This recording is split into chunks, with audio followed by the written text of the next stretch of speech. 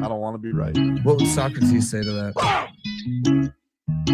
It tickles my fancy. Oh, okay. Okay. Goosies. I don't have hair. Oof. You got Marcos. That's not. No, that's not. Wait. Yeah, That's true. You do got me. Get over here, Marcus. Let me look at you. They don't want it.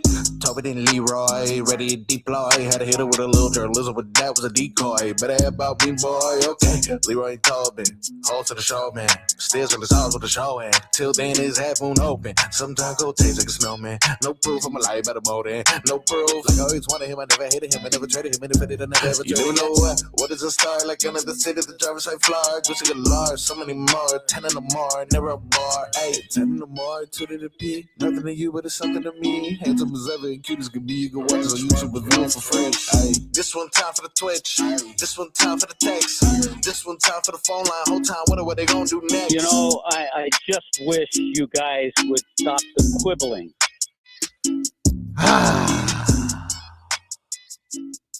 From the creators of Frog Boy Friday comes Marquito Monday. Live in effect. It is a Marcos Monday on WQAM. Good morning, Brittany. Good morning. We are currently without Tobin because he is doing his duty serving the country. And I don't know how much I can reveal about that, but I'll leave that as a radio tease and let him explain more upon his return, because depending on what's going on, maybe a couple days. But as of right now, I am holding down the driver's seats. Our boy Leroy is doing some parenting duties that are currently occupying his time a little bit, but he'll be here momentarily. Don't worry, you don't get just me for a full day. For those who are already searching for other plans to occupy their 10 to 2 window, like I just mentioned, we got Brittany holding things down back there. And of course, J Fig will join us a little bit later as she is making sure we are all smooth on the video end. How was your weekend, Brittany? It was okay. I right. had a Friday, Saturday heat back to back, so that took up a lot of my weekend. And then yesterday it was a nice day. I went to Coral Gables. Oh. I read some books. Read some books. What kind of you're reading that horny literature again? No, not this I time. know how you do. No, I'm reading classic literature. Oh, what like what are we talking about? Macbeth here? No, I'm doing Oscar Wilde, the Picture of Dorian Gray right now. What is this? Like, are you in school or something? Or are you reading this? No, I watched Wuthering Heights a couple weeks ago, and I don't know. My AP literature mind was like, oh, I miss classic literature. Let me start reading again. Literature. What kind of, these are conversations you have? You're like, oh, I just miss classic literature. I do. Yeah, I miss that part of my brain that used to, be able to critically think and analyze books. So I am on a journey this year to read as many classics as I possibly can. All right. Well, that's good. Can I suggest one to you? Of course. Holes. That is a classic. No, right there. I fear it's digging not. up them holes, digging up them holes. It is a great book and a great movie, but no, it's not classic literature. Wake up in the morning way before the sun, keep digging those holes and the days are done. Classic. Let's get you some classic headlines, as we had a classic this weekend. Headlines are brought to you by Doral Volkswagen, home of the Pricito, our lowest price. Visit us at Doral Volkswagen or at DoralVolkswagen.com. USA, USA, USA, USA. You're supposed to join in that, Brittany. And eventually you're supposed to. Oh. Yeah. You're wearing the American flag. I am today. Yeah. I'm repping Team USA. We are prideful indeed, as Team USA came out victorious for the first time in 46 years. Brittany, what were you doing 46 years ago? I don't think that's radio appropriate for me to say what I was doing 46 years ago. Yeah. Let's keep that one to ourselves then. 46 years ago, Yeah, probably around the same thing as you. I'm not gonna lie to you. But another thing that was happening 46 years ago was a miracle on ice, where the United States hockey team was able to secure a gold medal. And 46 years later, in the year 2026, we have done it again. An overtime thriller to all but one man. But an overtime thriller that had what we like to call on this show about 2 periods of squeaky cheeks. An absolute amazing performance by I can't get Tobin's nickname out of my head, but Hellybuck, but he's now Hellycat, because when Bob retires, Tobin is already trying to get him over to become a Panther. So an amazing performance by him. And then the final overtime goal there. Jack Hughes. I've lost Yes. track of the Hughes brothers. It's Jack that won it. Are they the new yesterday. Kachucks? Is the Hughes family the new Can Kachucks? I think I'm going to be crucified for saying this in South God. Florida. Here it goes. But I'm here for the flip of the agenda from the Kachuk brothers to Whoa. the Hughes brothers. I'm here for it. Why? Why would you do? Why? Okay, why though? This has to be something. What personal reason do you have for that? I have many personal reasons as to why. Many. Yes. Okay, why? Explain why you're. Oh, I don't know if I want Benedict to. You You're are getting Benedict me Arnold. you're putting me in a trap, and I Second don't. one. But why would you do that on Team USA's celebratory day? Why would you try to begin your campaign against the Kachucks?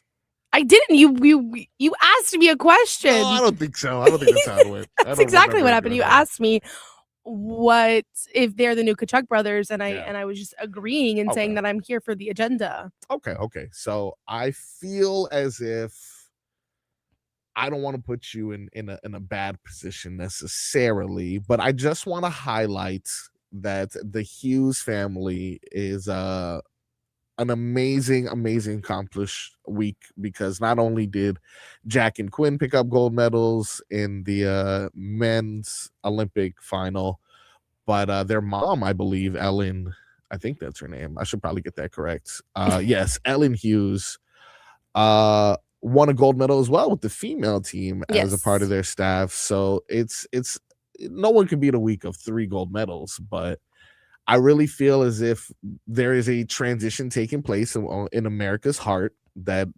has something for this Hughes family. And then the Kachuk brothers, Matthew Kachuk's still a prominent face of American hockey. I would say, with the run of 2 championships and the Olympic gold medal, winning that fight in the nations face-off, whatever the hell they called that hockey 4 thing. nations. Meh, I like mine better. Mm-hmm. They kind of are at the premiere of like, all right, this is the face of American hockey. But these Hughes brothers are. There's 3 of them too. There's Kachucks only have 2. They only have 2. It's true.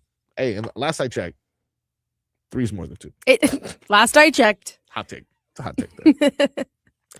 But it really was all the dramatics that you would want in your Olympic gold medal game.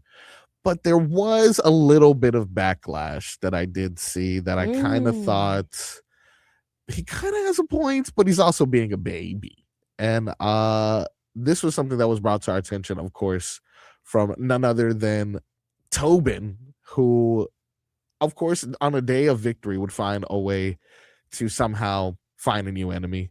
And this is John Cooper mentioned, you take 4 players off the ice. Now hockey's not hockey anymore. There's a reason overtime and shootouts are in play. It's all TV driven to end games. So it's not a long time. There's a reason why it's not in the Stanley Cup final or the playoffs. Now, obviously, I had a great time watching that because I was on the victorious side. Had I lost, I think I'd be kind of echoing some of the sentiments of the Canadian the Canadian hockey coach. What do you think, Brittany? Are you okay with a 3-on-3 overtime, or do you wish it was like an extra period, normal hockey, or something like that? Well, I think that you're not in the Olympics, so it's not normal hockey. Ooh. And it's like the same thing how the U.S. basketball team has to get used to the FIBA rules. Like, it's the same situation. The penalties are much harsher in the Olympics, and so therefore everybody has to pay the price of it. Yeah. And I mean, you still had an even amount of players on the ice. So you're telling Mr. Cooper to shut up? I kind of am, yeah. Leroy, What's up? Is it any different than the rink is actually smaller? Nobody complains about that. Yeah, true. So I mean, like the rules, it's international rules. It's not your rules. You can't come into, the Olympics and say, man, I hate these rules. How about when the basketball team got to get their shot swatted from above the damn rim? Yeah. Right? No, like it's crazy. Like, those are the you know what? rules. You know who says that? You know who complains about the rules? Losers. Correct. That's true. Correct. It's 3-on. By the way, yeah, 3-on-3 hockey favors Canada. Yeah, that's what I was thinking too. And so the fact that they didn't win, you can't then complain about something where everybody in hockey thought you had the advantage. Yeah, and like, why are you complaining now? Like, why is it, our first goal in 46 years, now it's a problem? No, because you know why they're complaining is, look, even if he would have said, I would have been more understanding of it if he would have said, look, there's no excuse. We had the same opportunities they had, and we came up short. I'm just not a fan of. If he would have kind of prefaced it by saying, I'm not making this statement because we lost. Yeah. Right? But no, he made it sound like if they would have played any other type of hockey, they would have won, which is what I try to, and keep in mind, I hate this with anyone. Like, I hate this when we come in on Mondays and Canes fans or Heat fans or Dolphins fans are complaining about the officiating. Yeah. Right? Like, I'm not a big fan of that because you sound like sore losers. And that's what he sounded like. See, now officiating, I could potentially get behind. A ref like completely blows a call. That makes sense. The rules of the game that were predetermined prior to the beginning. You knew it was 3-on-3 hockey before the Olympics started. It's not like somebody was like, hey, I got a good idea, guys. Hear me out. Right. Let's try this thing out for the final game. Right. Oh, you knew what the hell was going on prior. You're gonna complain about the overtime rules now. It's like too late. And then here's the other thing you have to understand is that a lot of these rules are designed to protect your players who have to go back and play in their various leagues. Yeah. So I get it. You don't want the gold medal basically decided by a 3-point contest, but those guys aren't amateurs. They're professionals.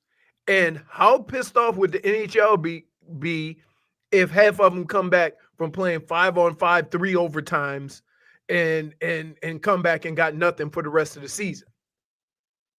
Yeah. Because at any point in time, the Olympic hockey in recent years has been some of the most exciting sports in the Olympics.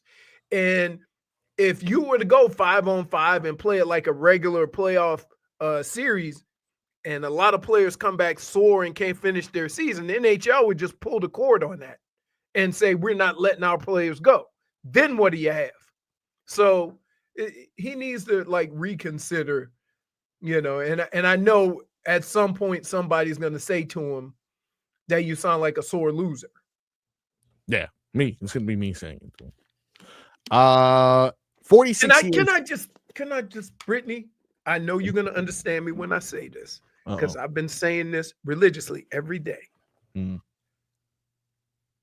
I've watched 17 sports come to an end. Why is curling still on? Oh, curling's good though. Are you kidding me? I was thinking this the other day. I was like, how long is the curling event? What is the rules? I'm confused. I've seen them do 3-man bobsled with a capybara in the back and it's still curling. I mean, holy smokes. I need more curling. There should be a curling league. Wait, I'm thinking. There has to be a curling league or it wouldn't be an Olympic sport. It's time. It's time. They only got 1 minute left to talk about their shot. I'm like, what? Oh, that's rough, dude. Come on. That's on ESPN The Ocho for sure. No, they don't even show it. I'm telling you, if you can bet on it, I guarantee there's a leak. Dude, there is no like I can't explain it. I'm like, I turn on the TV and like if you look at the preview, they just show a diagram of what Olympic sport is showing. Like if you look at all the Olympic channels, yeah. Every time I go to that, the first thing on there is curling. I'm like, still? I know, like who won the medal? Have they had the medal? They did the medal. The US, here's what the women's played Canada for the bronze. And then the Swiss and somebody else played for the gold. I know that much. And the US lost to Canada. But I'm like, holy smokes. And I'm gonna tell you, like, curling at times gets exciting, but for the first like 3 stones or 4 or 5 stones they throw, they just chucking them down there for positioning. So that's no fun. I want to see them try to get it in a little circle. But no, sometimes they go real slow, then sometimes they go smash. It's crazy. I think you like it. Sounds like you like it. But the other sport, distance skiing. Make me watch that. That sounds boring. Make me watch that. Other than that, dude. Yeah. I think the 2 most exciting sports to watch in the Winter Olympics. Doubles luge. No, I like when they go downhill in those little things right there. I'm not a big fan of the doubles luge. Strange. Black folks couldn't do that. They fight who's going to be on top, who's going to be on the bottom. Yeah, they just wouldn't even do it at the end. They just be like, you know what? Let's pick a different sport. Yeah. But I like watching the bobsled. Yeah. The bobsled hockey was unbelievable, men and women. The excitement surrounding and I think unlike in speed skating, you're just waiting for them to wipe out. Like because somebody they fighting for position while going 30 miles an hour is amazing. That was cool. The distance skating when they do the what they call it, mass 10K or whatever, when they go slow and then somebody takes off and then they go fast and you're like, okay, no, I can't figure out the game plan there.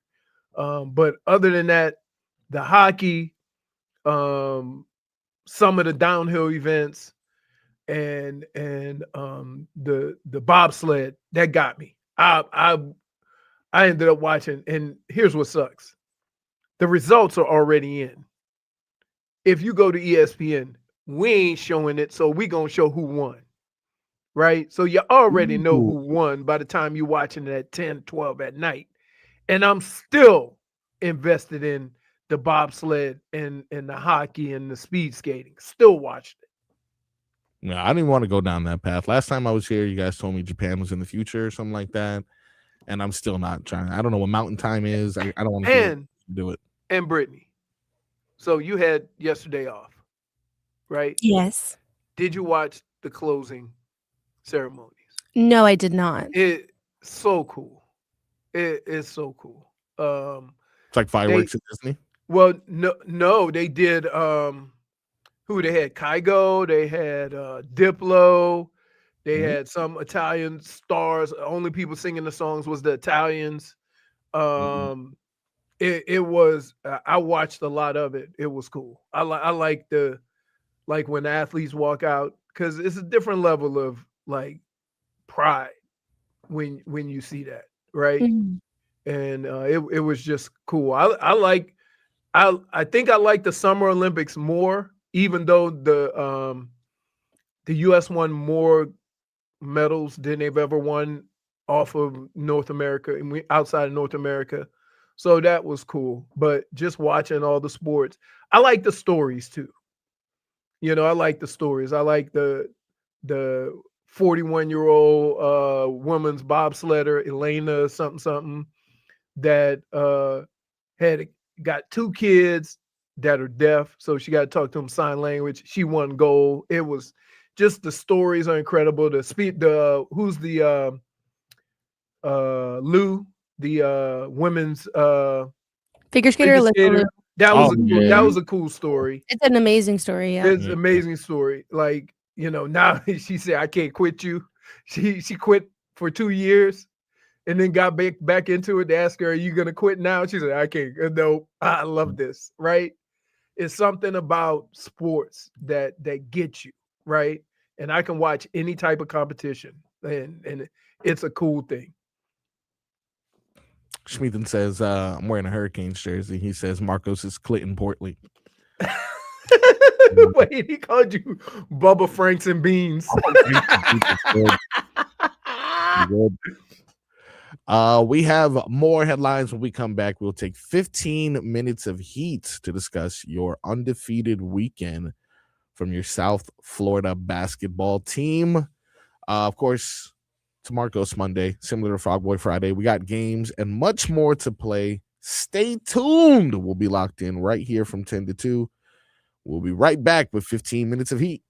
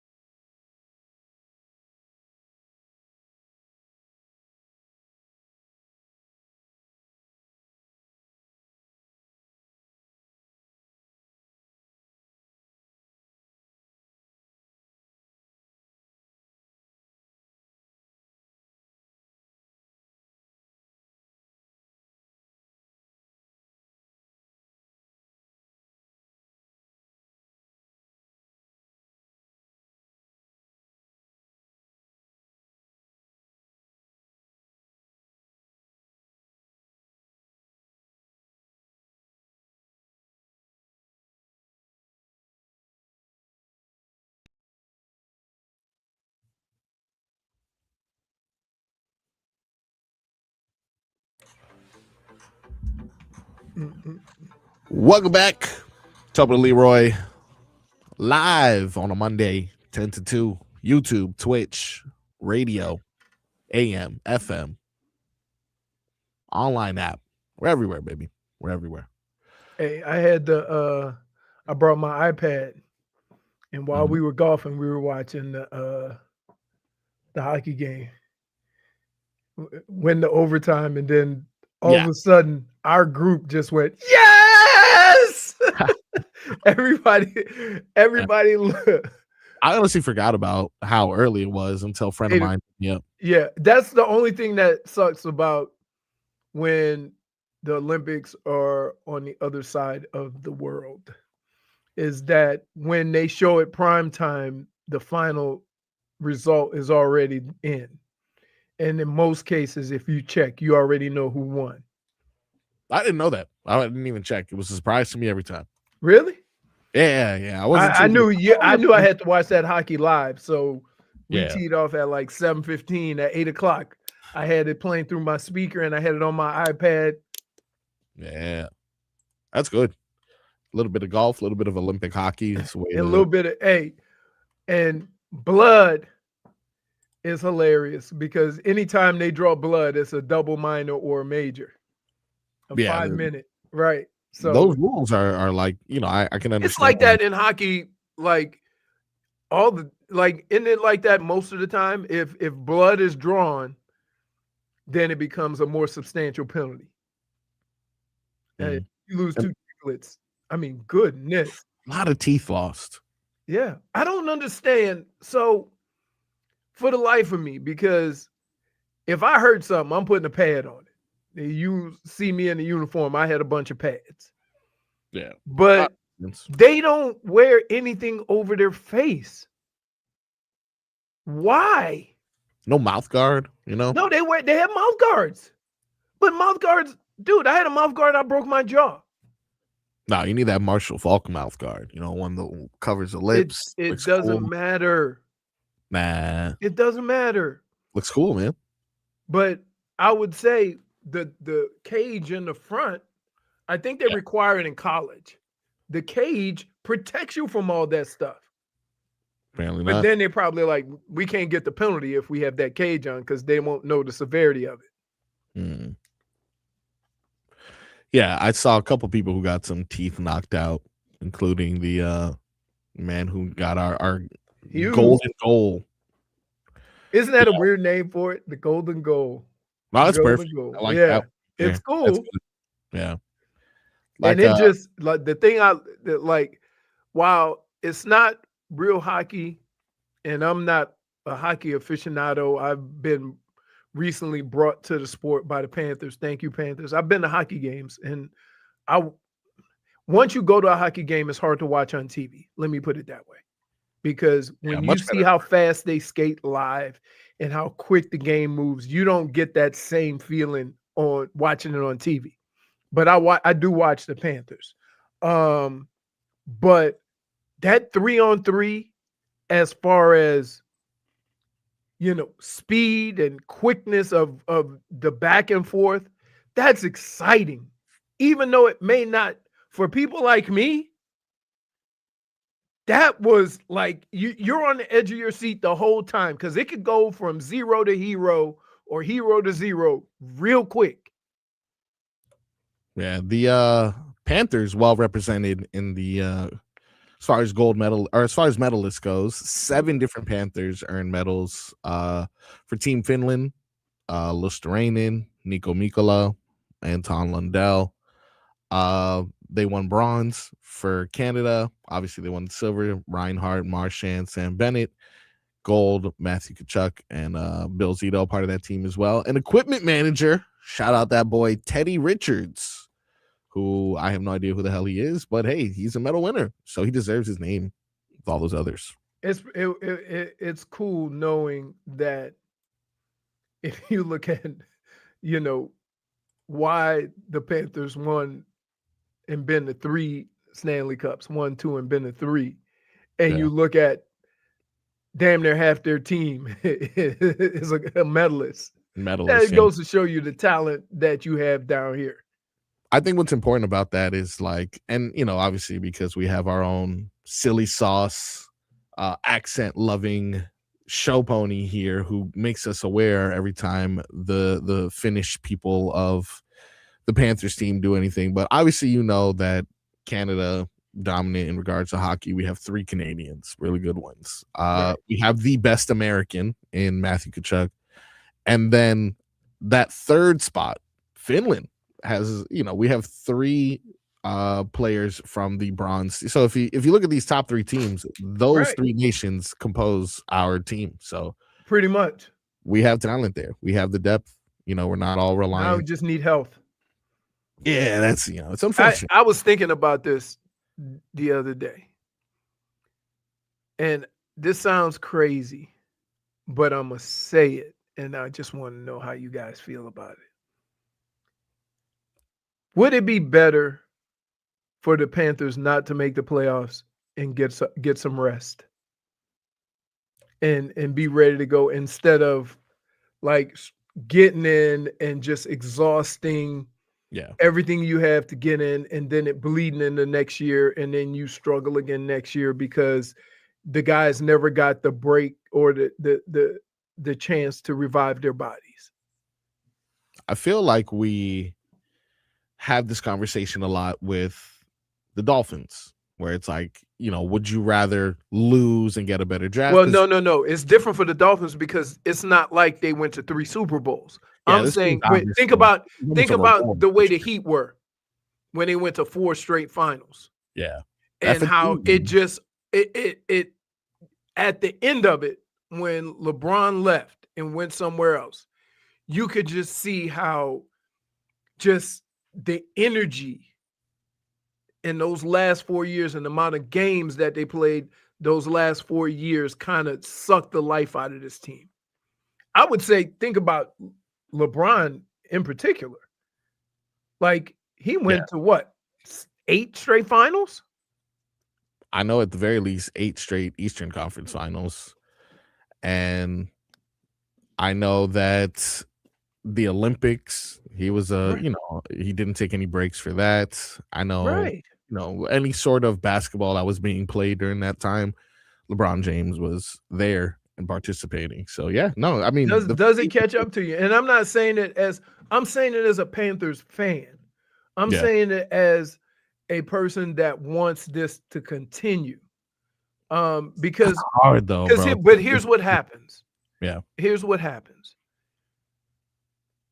It's unfortunate in professional sports, but when you have situations like this, and then you don't have the success that you had the previous 3 years, then everybody thinks you have to make changes.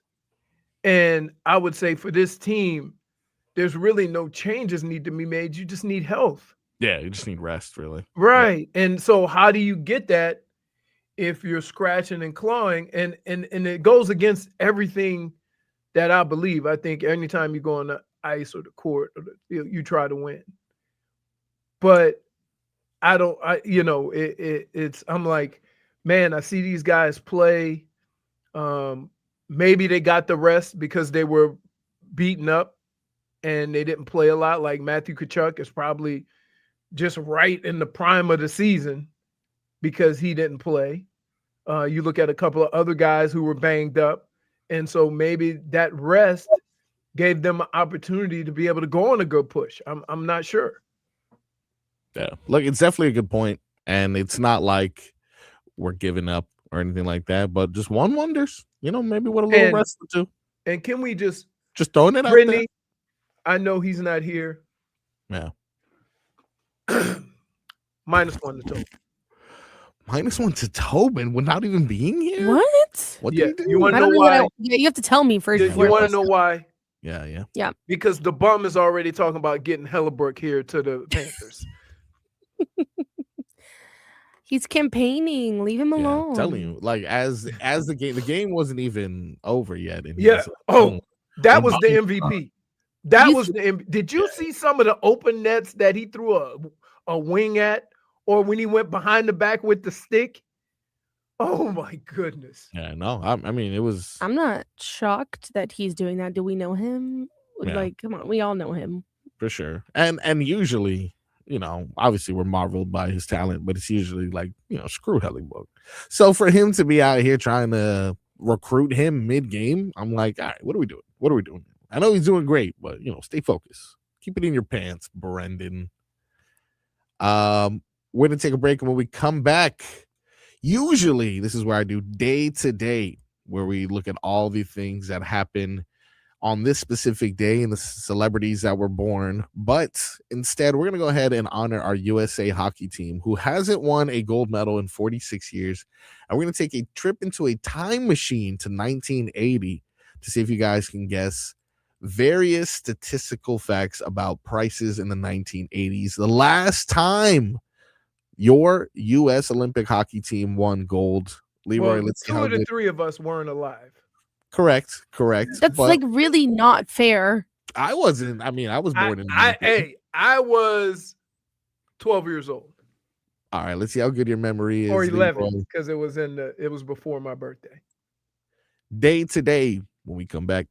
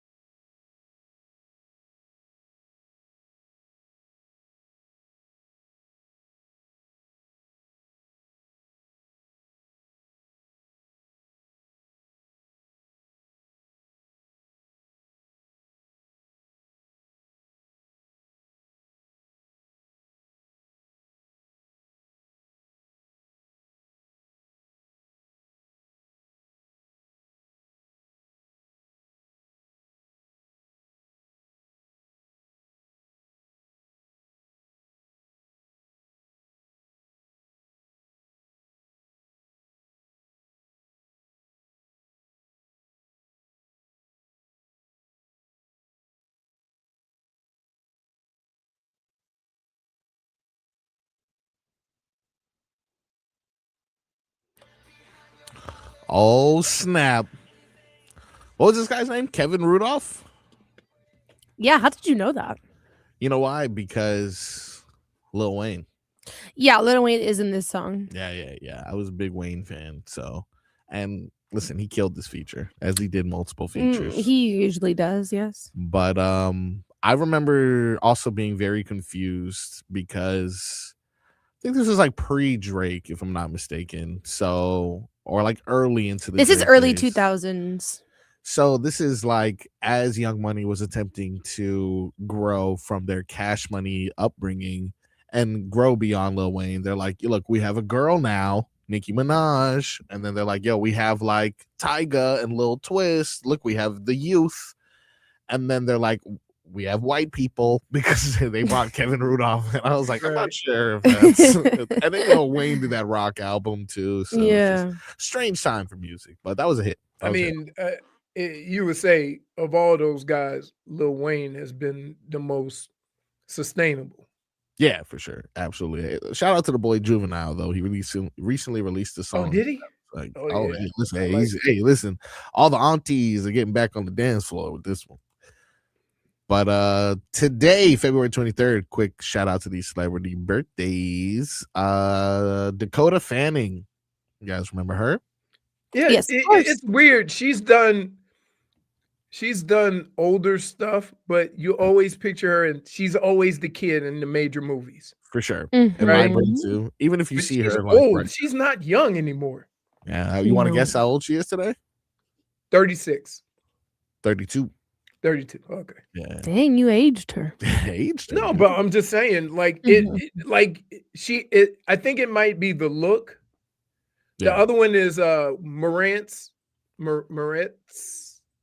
Chloe Grace Moretz. Yes. Oh. She's another one that like She was in that. Oh yeah, totally. she was She's in 29.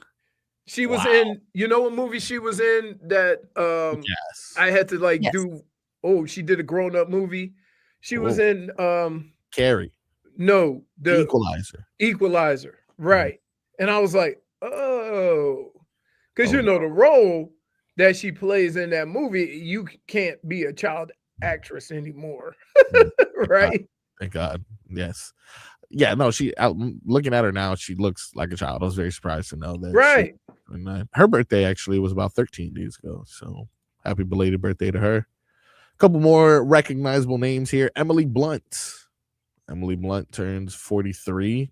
Don't know how I know her. Just one of those names that I know. If you see her, you say She's married to John Krasinski, Jim from The Office. Yes, I do. Okay, so I know that she's a good actress, right? And I know that I've seen her face, but like, I don't know. There's just like certain names you throw out that I'm like, I know they're famous. I just don't know why I know them. She was in. They were in the. She was in 5 Year Engagement. She was in Mary Poppins Returns. Yeah. She was in Looper, Edge of Tomorrow. The Devil Wears Prada. Devil Hello, Wears one of her Prada. most famous roles. Breakthrough role. Yeah, it was like her breakthrough role. Oh, Edge of Tomorrow was a go. I think I like that one too. I like the movie, but you had to pay attention. Oh no, never mind. I'm thinking of a different movie. I just looked at it. Bruce Willis. Yeah, no, I'm thinking about something with Tom Cruise. Josh Gad. You guys know Josh Gad? No. It's all right. It's again one of those names that I'm like, I think I know that guy. Let's see if I can get a name that you guys know. Niecy Nash. That should be a name you guys know. Right? Yeah, Niecy Nash. Brittany's like, who the hell is that? Jamal Murray. You guys know this Yes, name. I know who that is. Canadian. Yes, he is a Canadian. In your face. Oh my gosh. Sorry, too much. Mm-hmm. I'll dial it back a little bit. Aziz Ansari turns 43 today. Okay. Yep. Is he considered a comedian, right? Yes, he's considered a comedian, TV actor, and I think he's still canceled for some reason. I don't know. Do we still cancel him? I'm not sure. He's canceled? Something. I don't know. You know how it is. Listen, comedians are always on the edge of being canceled. Yeah. Otherwise, I almost feel like you're not being funny enough. You're not doing your job if you're not right. Like, but like people like for comedians, like the thing is they just take situations and make fun of them. And if you want to cancel them, it's because you're afraid that that reality. I think that's basically it. think his was hanky panky related though. Yeah. A little too touchy. D'Angelo Russell turns 30 today. Only 30. He's been in the league for like 27 years. Yeah, That is actually crazy. that is a actually wild crazy. one. Wasn't he the number one pick that couldn't shoot, and then he mysteriously is still playing? Yeah, he was selected second overall. Second. Okay. Yeah. Then after 2 seasons, went on to play for the Nets. And, he's had some contributions around the league for sure. But I think as the second pick, you probably expected a little bit more. But damn, 30 years old. He was drafted in 2015. You know what's crazy about the draft, though? You shouldn't be penalized if your whole draft class sucks and you end up being a high pick, because we take you and put you as a number 2 pick with all the drafts.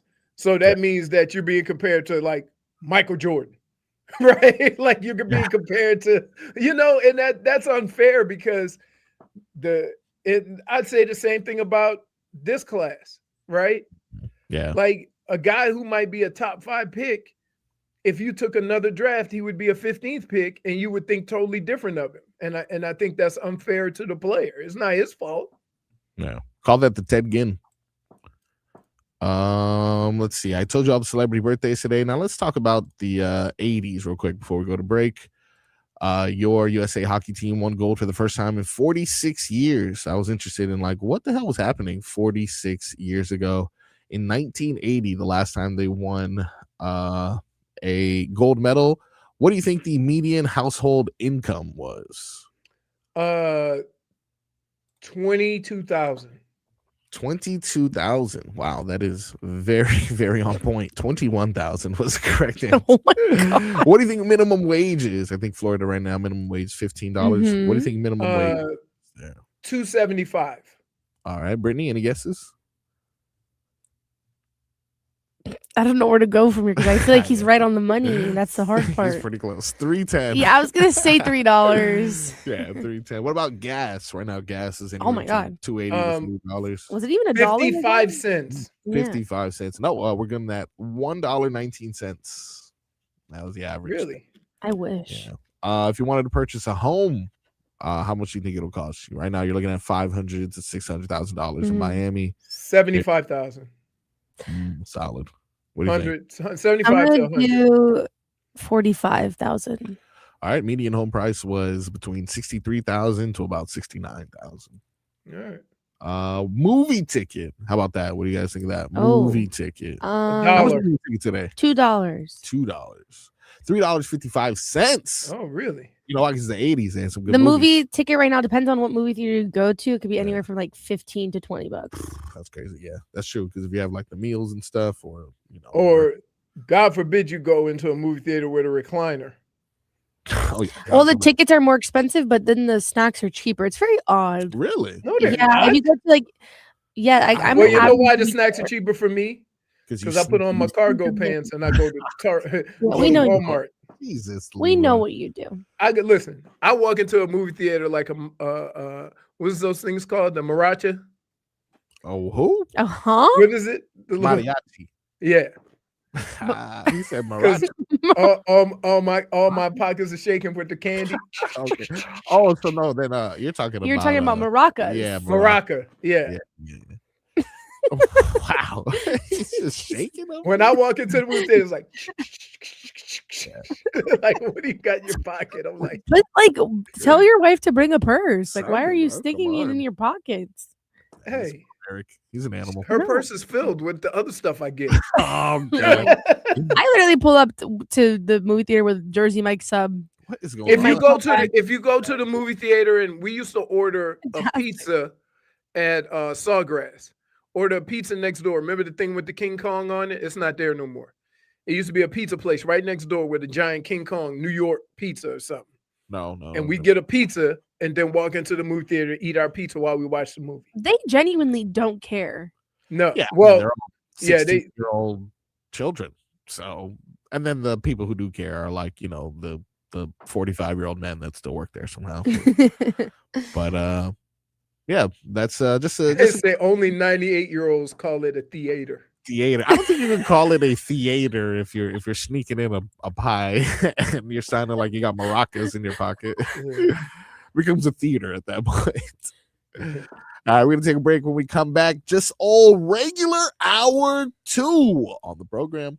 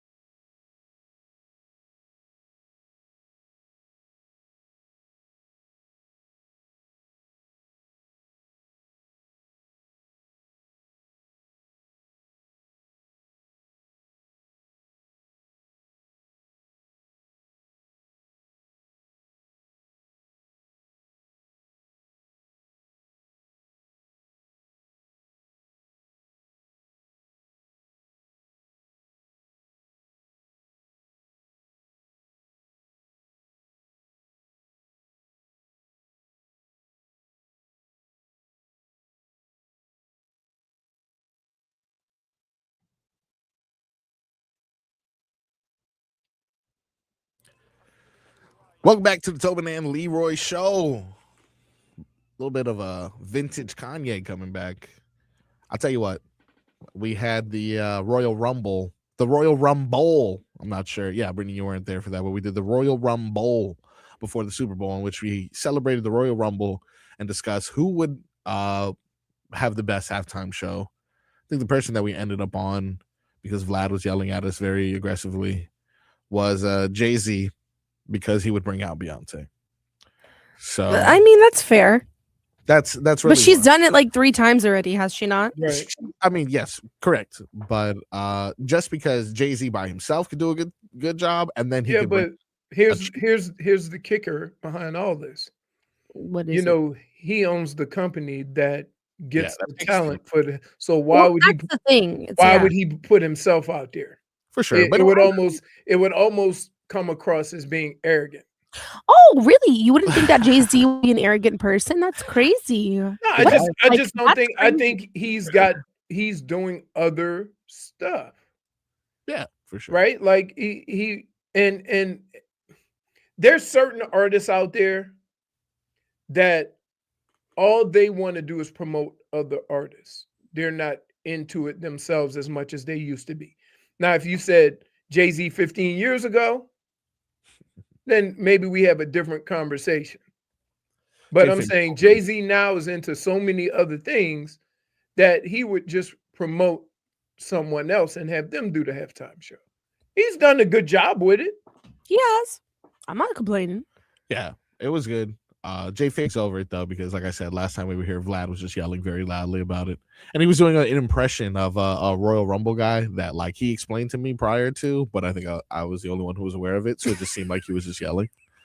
But I bring that up because coming in with some Kanye, I just thought, Kanye can put on a hell of a halftime In show. another life. But I just in another life. But here's the problem with Kanye. There's a lot of problems. We're not we're not talking about just the pure musical talents of Kanye. Yeah. Right? He's a hell of a producer and he does some incredible collabs. What we are talking about though is the Kanye that goes snatch awards from people and grab the mic. Yeah, a little bit more than that, and further than that. Yeah, no, that's my point. Like in another lifetime, in a world where he, kept his mouth shut a little bit more, then he would have been a great halftime performer. I also don't want him to use this as like, I understand people are a platform, like really use it as a platform. Yeah. And by the way, stop the music. Right. Okay. Exactly. Right. But it never supported it. And I'm just like, okay, all right, dude. That's correct. Calm down, please. That's the part of it. I just want to hear through the wire. But anyway, let's give you some headlines. These headlines are brought to you by Doral Volkswagen, home of the price Cito. Our lowest price. Visit us at Doral Volkswagen or at DoralVolkswagen.com. We talked about it in the first hour. USA. First time 46 years. The USA hockey team wins gold. Shout out to the women as well, who also won gold. And shout out to the United States in general. During the Winter Olympics, they had an excellent showing. Like Leroy mentioned earlier on, they had a record-setting performance outside of North America. They finished with 12 gold medals and a total of 33. They were second behind, who cares? Norway. Losers. Norway, which, listen, they got more access to the gold. Amen. Amen. A couple other. Talk to me when you find a Norwegian swimmer. I mean, a Norwegian, not swimmer, sprinter. Yeah. We'll see you in the Summer Olympics. Losers. A couple other headlines from this weekend. Not sure if you guys had an opportunity to see Canes basketball. Oh, that was a man. They had plenty of chances to win that game. For sure. They're 21-6 on the season after dropping a 3-point loss to number 14 ranked Virginia, but they are poised for a tournament invite. I would say this is probably the biggest turnaround in Division I basketball. I can't think of another one, man. Jay Lucas has done his thing. Michigan was pretty bad last year. Yeah, they're still bad. They're number 1 in the country. Yeah. Inflated numbers. Huh? Inflated numbers. Inflated. Yeah, who are they playing? They played Duke, but they lost. Ah, look at that. Huh? Come on. I'm trying to think. There's more ranked teams in the Big Ten than there are in the ACC. Are you being a hater? I understand. I'm not being a hater. Why are you doing this? This is like earlier when I'm just saying. Oh, okay. I'm saying that Miami has. If we're gonna compare schools, yeah, Miami has one win against a ranked team. Now he's comparing schools. Mr. Listen, Michigan. you chuckleheads. Your true colors are showing, dude. Your true colors. Remember where you work. Now, another thing. Did you guys watch any boxing this weekend by any chance? I did not. Ryan Garcia, who looks to be sober. I could be speculating. Looks to be sober, locked in. Had a dominant performance over Mario Barrio, who sounds like the third Mario brother. Ryan Garcia wins the WBC welterweight title. He looks solid, man. He looks solid. It was a unanimous decision, and he is setting up for a potential matchup with our boy Shakur Stevenson. So we'll see what that looks like there. And we had two big Miami Heat games this weekend against the Atlanta Hawks and the Grizzlies. Both teams that aren't necessarily good, but yeah, that's why I made that face when you said big games. Yeah, I was like, yeah. Big just because, we're bouncing back. We're getting the Tyler Herro's return. We want to do something to kind of begin to separate ourselves from Playinville. And if it's going to happen, it's going to happen on this second half that is pretty light. Based off what I've seen, I think we have the easiest schedule on the second half here. But that doesn't mean anything for Miami Heat. They will somehow, draw me back to typical Heat in a couple days. But there was something that happened there that got the juices flowing. We're going to talk about it a little bit more later on in the show. Mr. Myron Gardner, in the middle of a little showdown, if you will. How did Jax call that fight? Like, was there anything that you remember from doing the game that was like, it wasn't like, like a hockey fight or anything that he was just like, oh, and Scotty Pippen Jr. has Myron Gardner by the neck. Yeah. Kind of thing. You know what I mean? And then it's like, there's a scuffle going down in the corner. But like, I think it was hard to see too because it happened very much so off to the side. It was very strange. It was a very strange situation for sure. He bumped into Scotty Pippen Jr. Yes. It didn't look like. I mean, he didn't stop his force at all. But it didn't. Let's not be homers. Listen. I'm all for being a homer. We just, got on Leroy the way we did, but it was not. That needed to be called a foul, and that was the ref's fault for letting that situation escalate to the way that it did. That should have never happened. And I don't think that Scotty Pippen Jr. was right for his reaction. It was a little crazy. He literally went at him right into his neck. It's crazy. But Myron Gardner is not innocent in the situation. Yeah, I would say it was a little bit more than incidental contact. I wouldn't label it malicious, but he did it. It's like, it was malicious. It was because on the other side, Myron Gardner was trying to get a rebound under the basket on the other side, and Scottie Pippen boxed him out really hard, and he fell. And I think Myron was upset about that when he came up the court. That's when he, See, but the way gravity did what he works, did. Let me tell you more. No, I don't think he had time to stop. Newton's he knew what he was third doing. law says an object in motion will remain in motion until, I don't know Newton's third law, but it felt like that was more or less an what object happened in motion there. stays in motion. Right. And all of those things.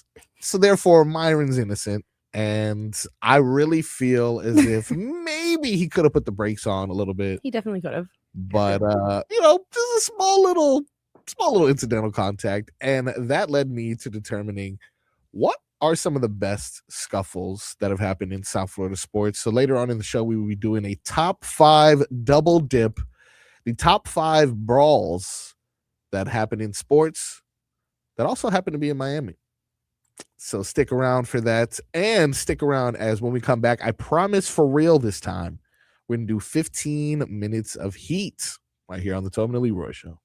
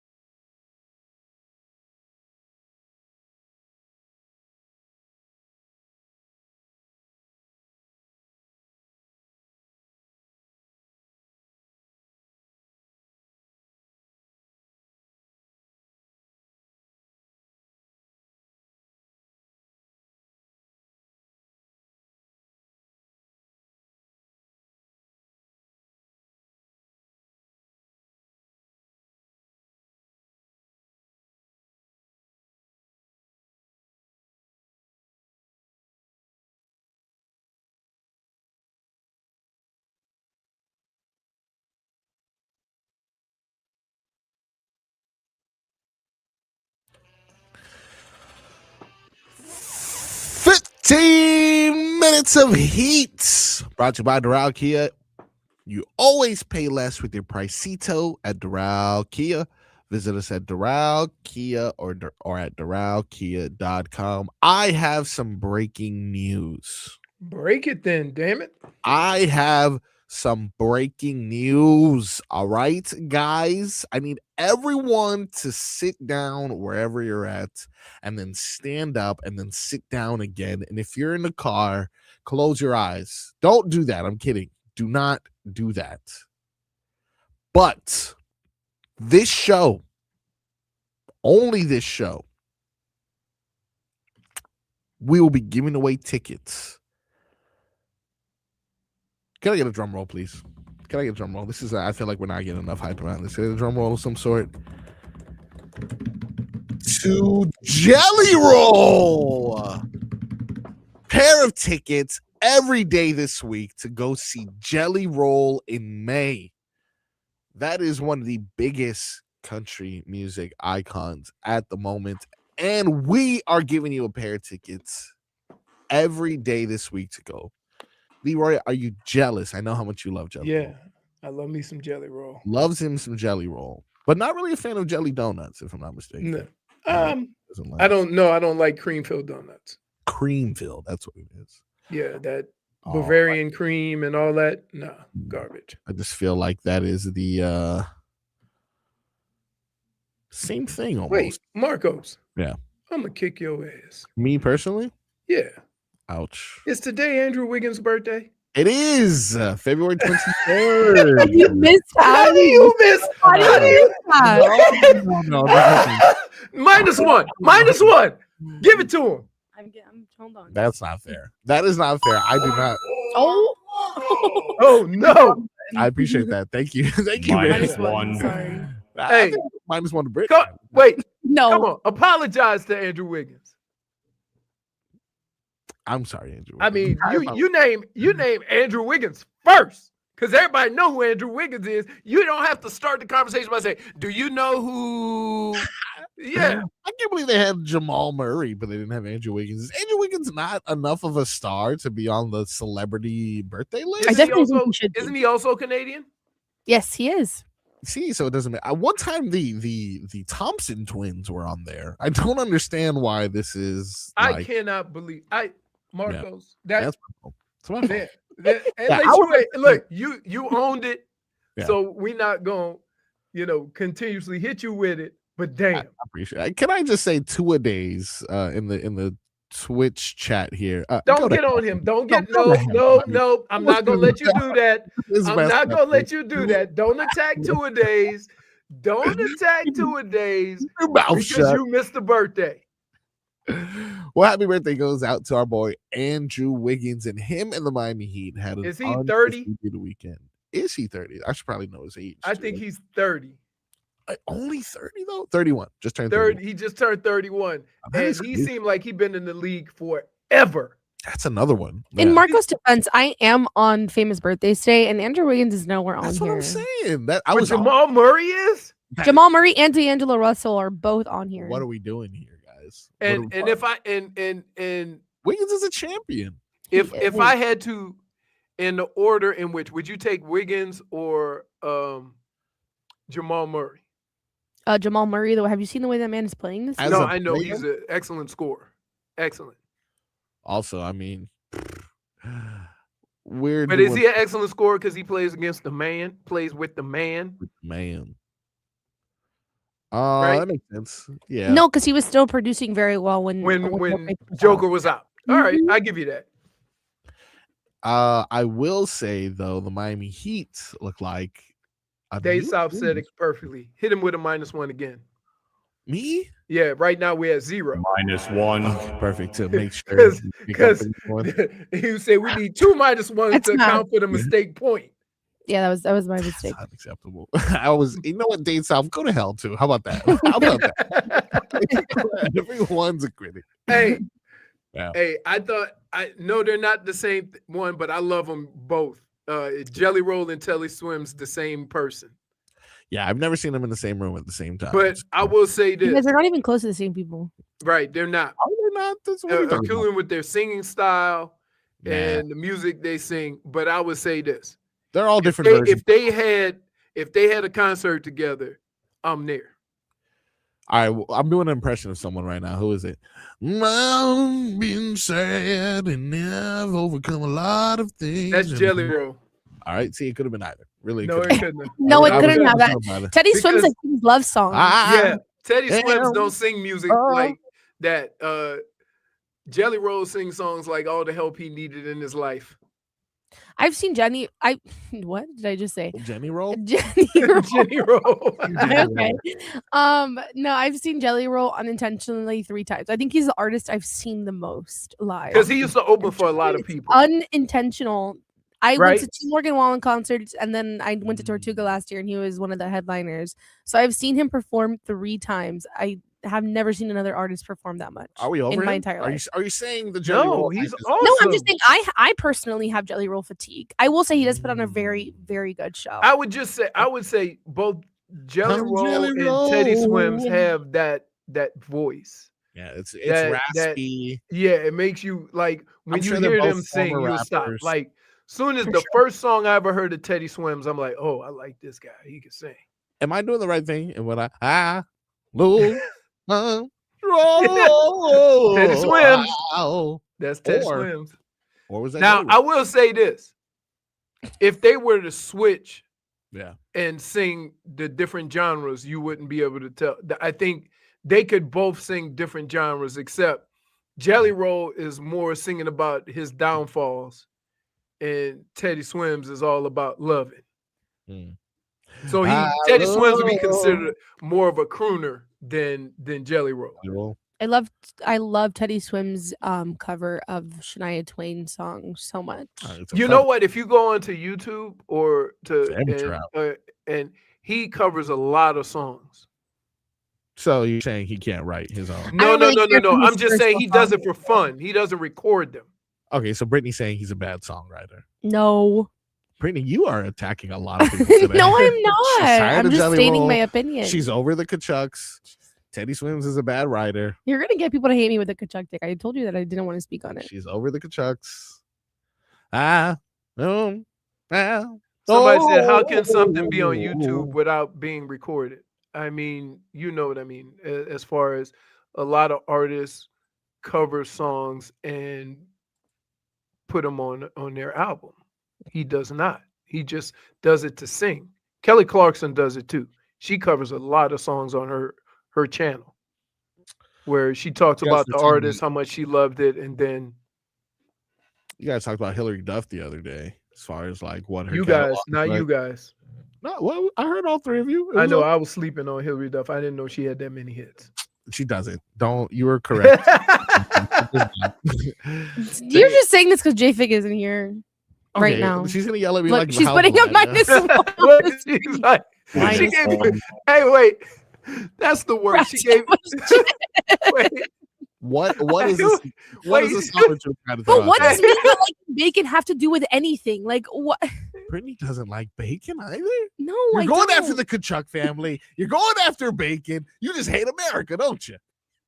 I'm wearing an American flag on my shirt Hey, today. Oh, I can't, for the life of me, I can't imagine somebody that doesn't like the crispiness and crunchiness of a nice piece of bacon. Well, you can't imagine it, and I'm right in front of your face. And guess what? Bacon. Turkey doesn't crisp.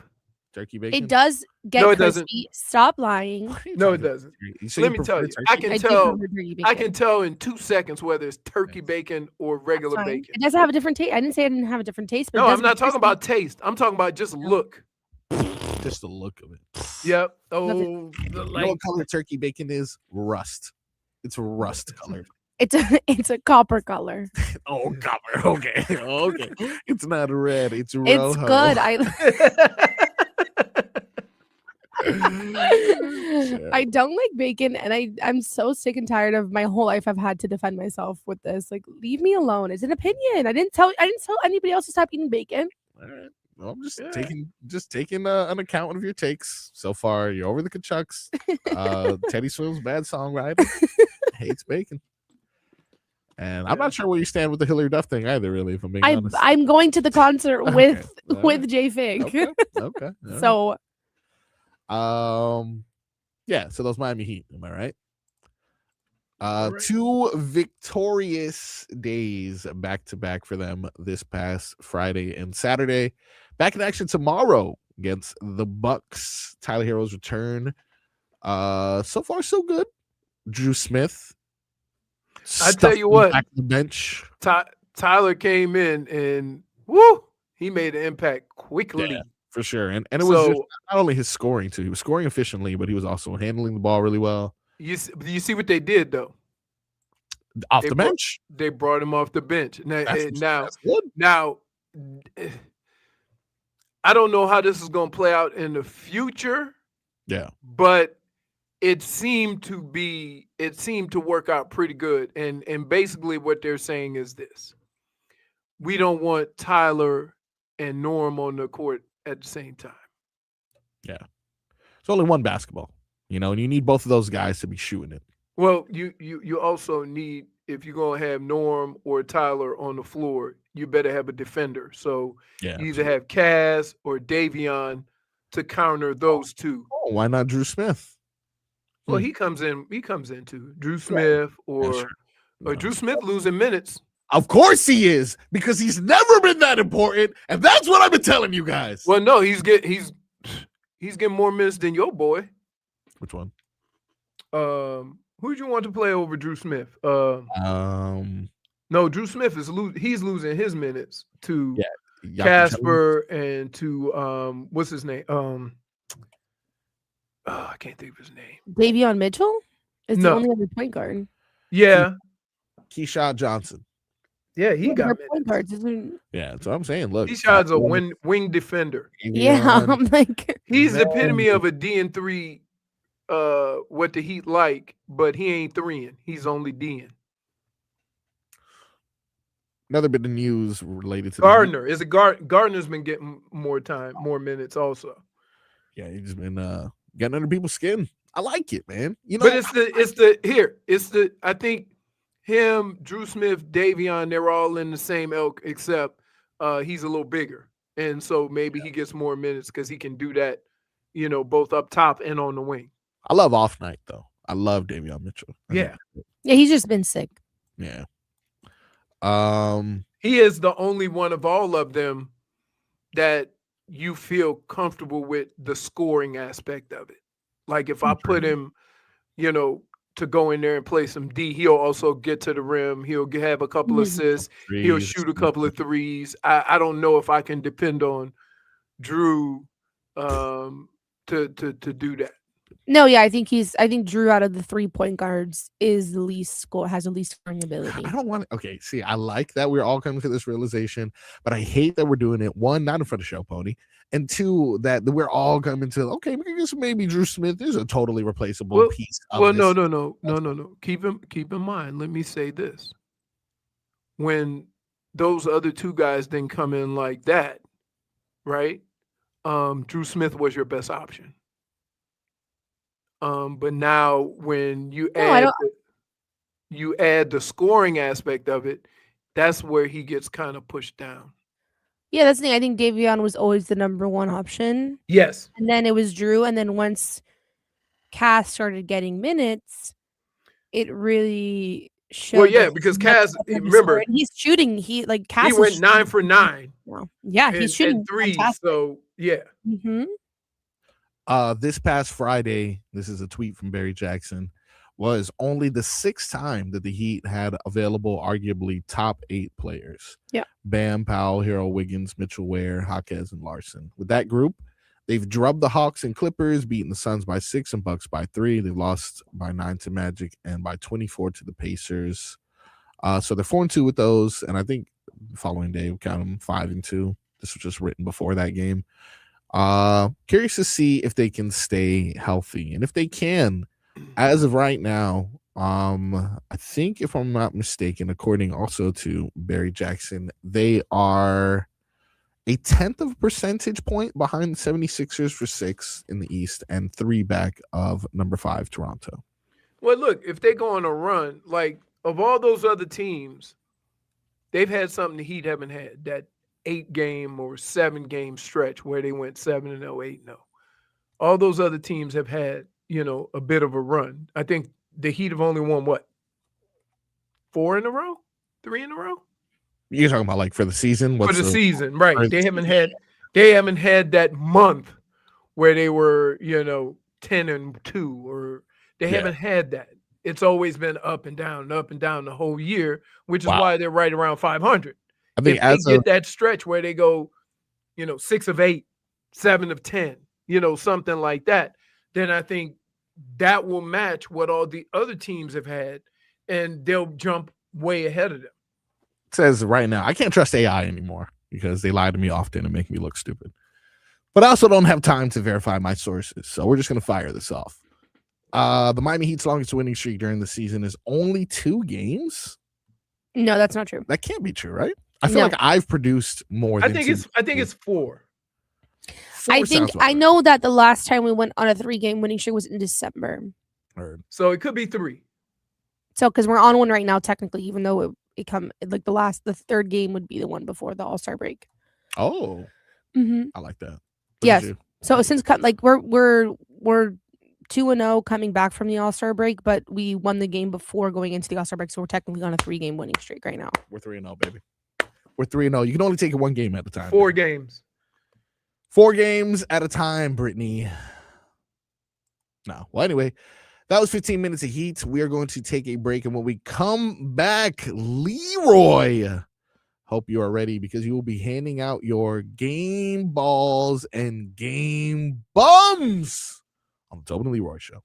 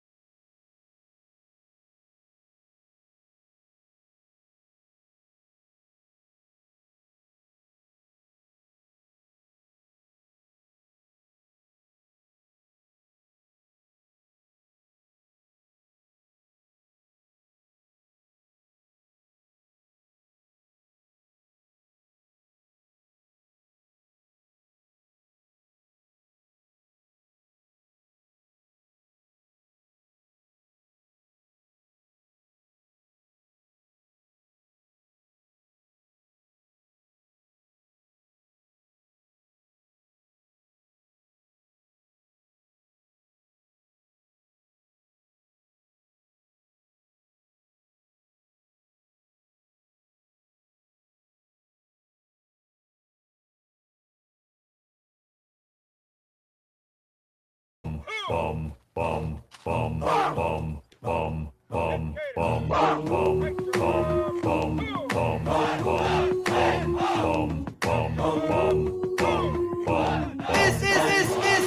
guy's a ball. Leroy. What's up? Time now for you to give away your game balls and game bums from the weekend that was. What you got, Leroy? My game ball has to go. If you do something that hasn't happened in 46 years, you need to be praised. What the Olympian team did as the so-called underdog, both men and women, by the way. If you were looking for some excitement in sports, I'm telling you, this weekend, this past couple of days in hockey was unbelievable. How Canada even got into the gold medal game? Like, it's funny they complained about the 3-man overtime, but that's what got them into the gold medal game. Ain't that true? So, but kudos to the men's hockey team, the women's hockey team. It was unbelievable.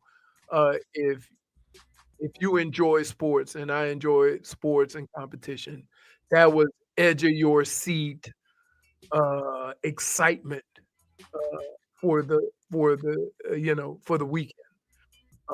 My oh no goes to Hooper. Hooper. Yeah, that's a good one. That's a good one. Because the more I think about it, you got into the final, the gold medal games, on 3-on-3 hockey. You have an advantage. Most people in the world would say you have an advantage on 3-on-3 hockey. Then they go into overtime with was it Finland? Yeah, it was Finland. Yeah. They went into overtime and won. And now you're complaining about it, that you lost a gold medal game? Be more aware, buddy. Be aware. That's what got you here, 3-on-3 hockey. So, just a loser talk. Just overall loser talk. And I fight that on this show all the time. Sometimes your complaints look like loser behavior. Things you wouldn't say if you had won. So I shy away from that. You're taken away from a highly competitive game that the U.S. just happened to win. And you should have tipped your hat and moved on instead of complaining about what you don't like after you use that same method to get to the gold medal game. And, now that I think about it, was it Norway or was it Slovenia? No, the U.S. played Slovenia. Okay. Slovakia. All right. Yeah. Slovakia is one of the crazy Russian countries. Slovakia. One of the crazy European countries is what I should have said, because Russia's Yep. one of the crazy European places that I will never visit.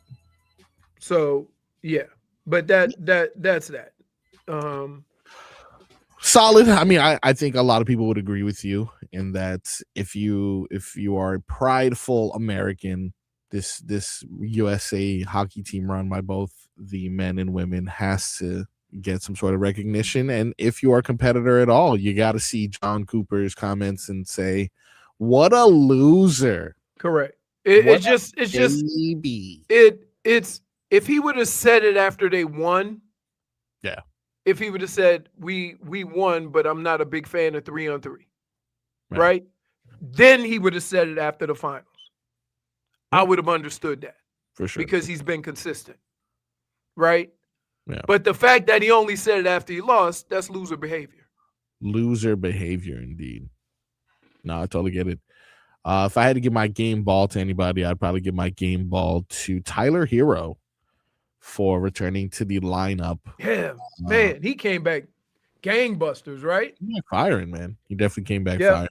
So I want to see. Hopefully this iteration of the team has a better understanding with Tyler and Norm hopefully working together, right? Yeah. Being able to figure each other out. I do think, but I like what Spo did. What Spo said was, if Norm or Tyler are in the game, we gonna have some defense next to him. And now they have the point guards to be able to do that and play them both at the 2. So I do like that. Yeah, I think as long as we can remain healthy and play, and this is, a lot of ifs because this has been one of the more inconsistent streaks. Yep. But play the basketball that I feel Eric Spoelstra this entire season has been confident that they are better than their record. And, he's not necessarily a man who would get caught up in the emotions of the game. But it does seem, this is a question that Tobin proposed on his YouTube channel last night, whether or not Spo is a madman or a genius, I guess is what we're going to find out in the next couple weeks. Can he be both? I guess they do go hand in hand. Because he is the only person to come from a West Coast trip 2 and 3 and said, I like the work we got in. That's the type of stuff. right. That's the type of stuff that I'm talking about. Right. Like, and everybody's like, what? Man. And he does tend to explain situations in a different way. He uses fewer words, but sometimes he comes across as a little McDaniel-ish. Oh, absolutely. Right? So he could be both. He's a genius in that he puts it together. And he's a madman when the team is at its worst. Sometimes he'll be very positive. He just loves it. Yeah. There's steps to success. Yes. Oh, yeah. He has his phrases. We got the foundation. It's just like Spo. We just lost the magic, dude. Please, I don't want to hear that right now. But that's that. So I would say he's both. Yeah, I guess the record will determine how I feel about it. I think they're in a better place this year than they were last year. Yeah, I would agree. I mean, just not even examining the record, just an overall how the team doesn't have to deal with any distractions. There's no big, and obviously a lot of Heat fans are upset that there's been no big moves or anything. But if there's one thing you want to say about the Miami Heat is they've been consistently inconsistent this entire season. They've remained, the team that we saw at the beginning, but unfortunately, they do have their third quarters that they're still struggling with, or they still have those moments that make it seem like, is Bam ever going to turn that corner? Is Tyler ever going to get healthy? Are these supporting players ever going to actually grow into what is Spo going to play Khalil Ware? All those questions have been lingering around the Miami Heat all season. But I think following this All-Star break, hey, we're streaking, baby. Brittany said it. We're 3-0. We're 3-0 right now. True. I think that's what she said. No. Yeah, we're on a 3-game winning streak.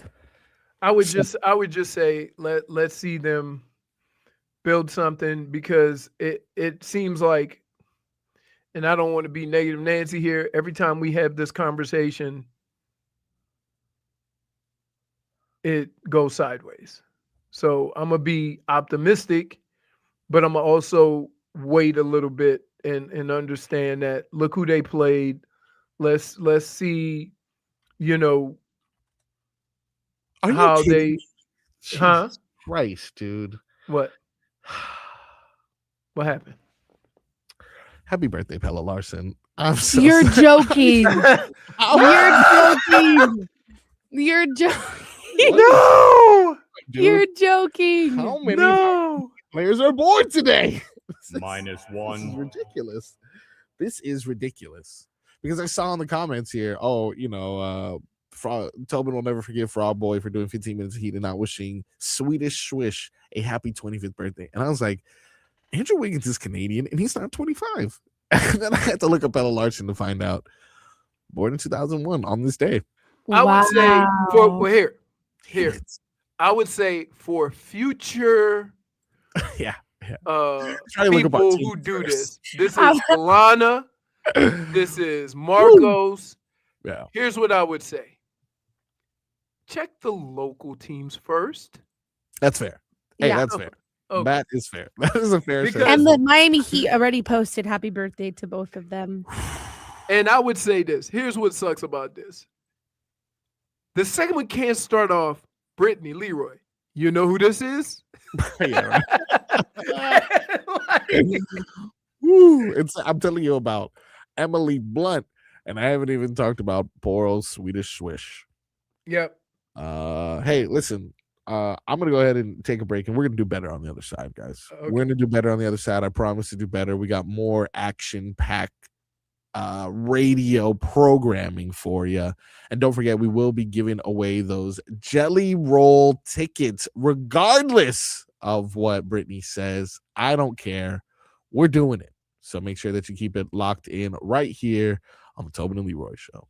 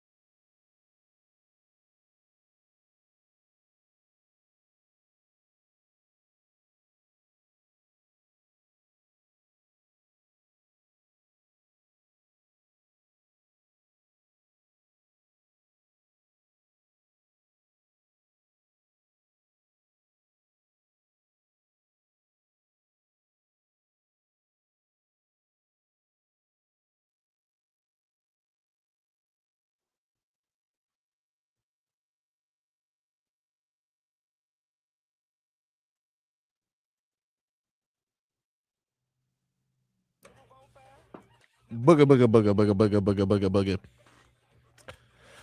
Welcome back to Tobin Leroy Show. 12 o'clock hour on the program, as Mark Hockman would say. Tobin out.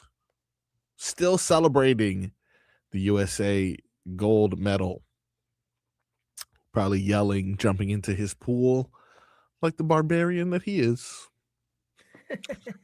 Favorite thing to do is just to talk crap about him when he's not here to defend himself. And then when anyone brings it up, I deny it. Right. Let's get you some headlines. These headlines brought to you by Doral Volkswagen, home of the Pricito, our lowest price.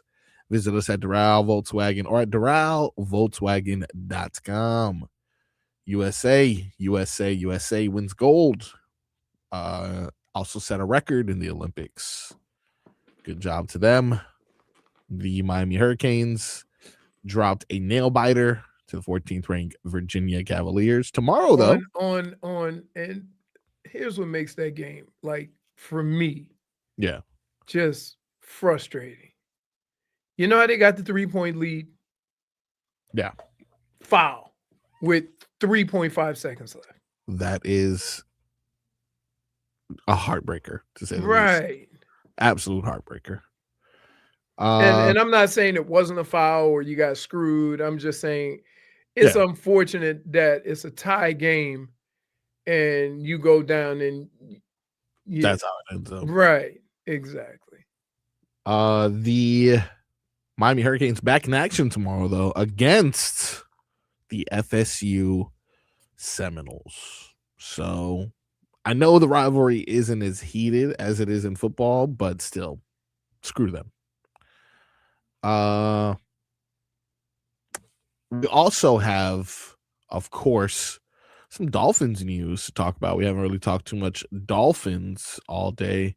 Well, because, like, regardless of anything that you hear, right? Yeah. What is the only thing you actually care about? What's going to happen with Tua? I would say Tua or who are we drafting, but you won't even know. You can't know that until pick 10. Like, you just no clue who we're going to get. But I will actually take some time to go over the top picks at number 11 in NFL history. And there was kind of a streak there, I'm not going to lie to you, where things were looking pretty good. Then there's a couple random no names or stuff like that. I know as of right now, I've seen multiple things slated. The one that I've seen most consistently is Caleb Downs from Ohio State at the safety position. And although I think he's a great talent, I don't think we should spend our first pick on a safety.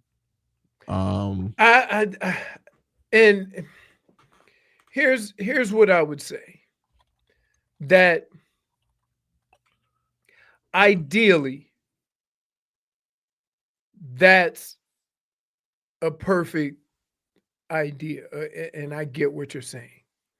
Okay, but in order to make your team better, you have to first get quality players. And if he is the highest rated prospect, like, there's so many holes you have to fill.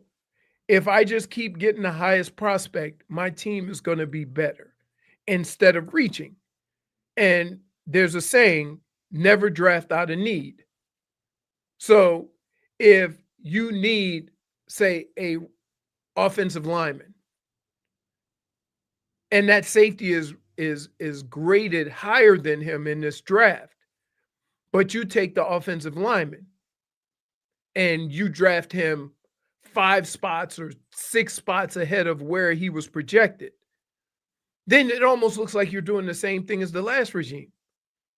And so while I would say, man, it seems like they need other positions more than they need a safety, I would also say, but maybe that safety is rated higher than any other position that they need, and they're just going to draft the highest rated player. Yeah, that when you have so many holes, like you said, there's no necessarily wrong answer, but there are reaches that you want to avoid. Right. If I keep adding quality players, so in the next 3 years, if I pick the guy that's slotted for my position and I never trade up, or if I don't like who's available at my position and I trade down and acquire more picks, and I keep doing that, you're going to either have more assets, more picks, or you're going to have quality players every time you draft, and then you figure out how they're going to help your team afterwards. I got a couple names here of the most recent number 11 picks. Maybe this will give us an idea more or less of what to expect. These last couple names, I don't know, call me Unk. But was it Patrick Mahomes 11? Mahomes? No, I don't have him here. He was 10 or 11. Probably 10 then. Let's see. Patrick Mahomes draft. It's crazy that he even got that far, to be honest. Well, keep in mind that his problem when he got to when he was it Texas Tech? Yeah, he was Texas Tech. His problem was he threw the ball to everybody. You know what's crazy? And I'm sure they're kicking themselves for this. Originally, excuse me, Jesus, almost died there. Whoa. Kansas City traded up from the 27th spot to the 10th spot to select Patrick Mahomes. You know who they traded with? Who? Buffalo Bills. Wow. Now the Bills are like, what have we done? But they got Josh Allen. They did. Oh, if I said to Kansas City or I said to Buffalo, I give you the other quarterback. I think both teams would keep their guy. Yeah, but now which means that it wasn't a terrible move on their part. It wasn't, but Josh Allen was drafted the following year. So it's like, I guess. I mean, he was drafted. And keep in mind, let's play this one out a little bit. Mm-hmm. If Patrick Mahomes was with Buffalo, yeah, and Buffalo quarterback was with Kansas City, would Kansas City still have the same amount of Super Bowls? Now remember, Patrick Mahomes, who's running the team? Mahomes would say yes. Originally, you know, he was kind of sitting on the bench for a little bit, learning. So I think if Josh Allen was given that same grace and Andy Reid's tutelage, right? Yeah, I think he has the same. They both have a cannon. They're both mobile. Right. One of I them would also say that if you look at the way these things have played out, Buffalo is already telling you that the coaching staff didn't do right by Josh Allen. They fired the coach. Yeah. Okay. Whereas I would say Andy Reid is known throughout the league as one of the best coaches to ever do it. Yeah. So I would say that if you put Josh Allen on Kansas City, you would have more of a chance to have the same success than if you took Patrick Mahomes and put him on Buffalo. Now we're playing the result and we're saying, oh, if I had Patrick Mahomes, we'd have a Super Bowl. Yeah. But if you look at the way it's all played out, is that necessarily true? It was a perfect storm in Kansas City. Well, they got their guy.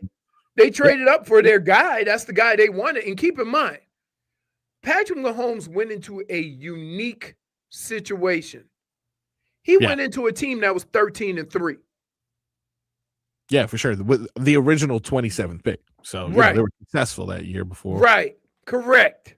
So let's not make it sound like, they got their franchise player and they have to do what a lot of these other teams do, trade up to get him, use resources, use assets, or what have you. They were already a good football team. Yeah, let's take a look at the last 25 years very quickly of number 11 picks in the NFL. Okay. Now the last 3 are doing nothing for me personally, but maybe you know more football. I know you know more football than I do, but in regards to these specific players, maybe this does something for you or Brittany. Mykel Williams last year, the 11th overall pick. Before that, Olu Fashanu, and then before that, Peter Skoronski. Now, me being what positions? Offensive line, defensive line, if I'm not mistaken. it's hard to tell.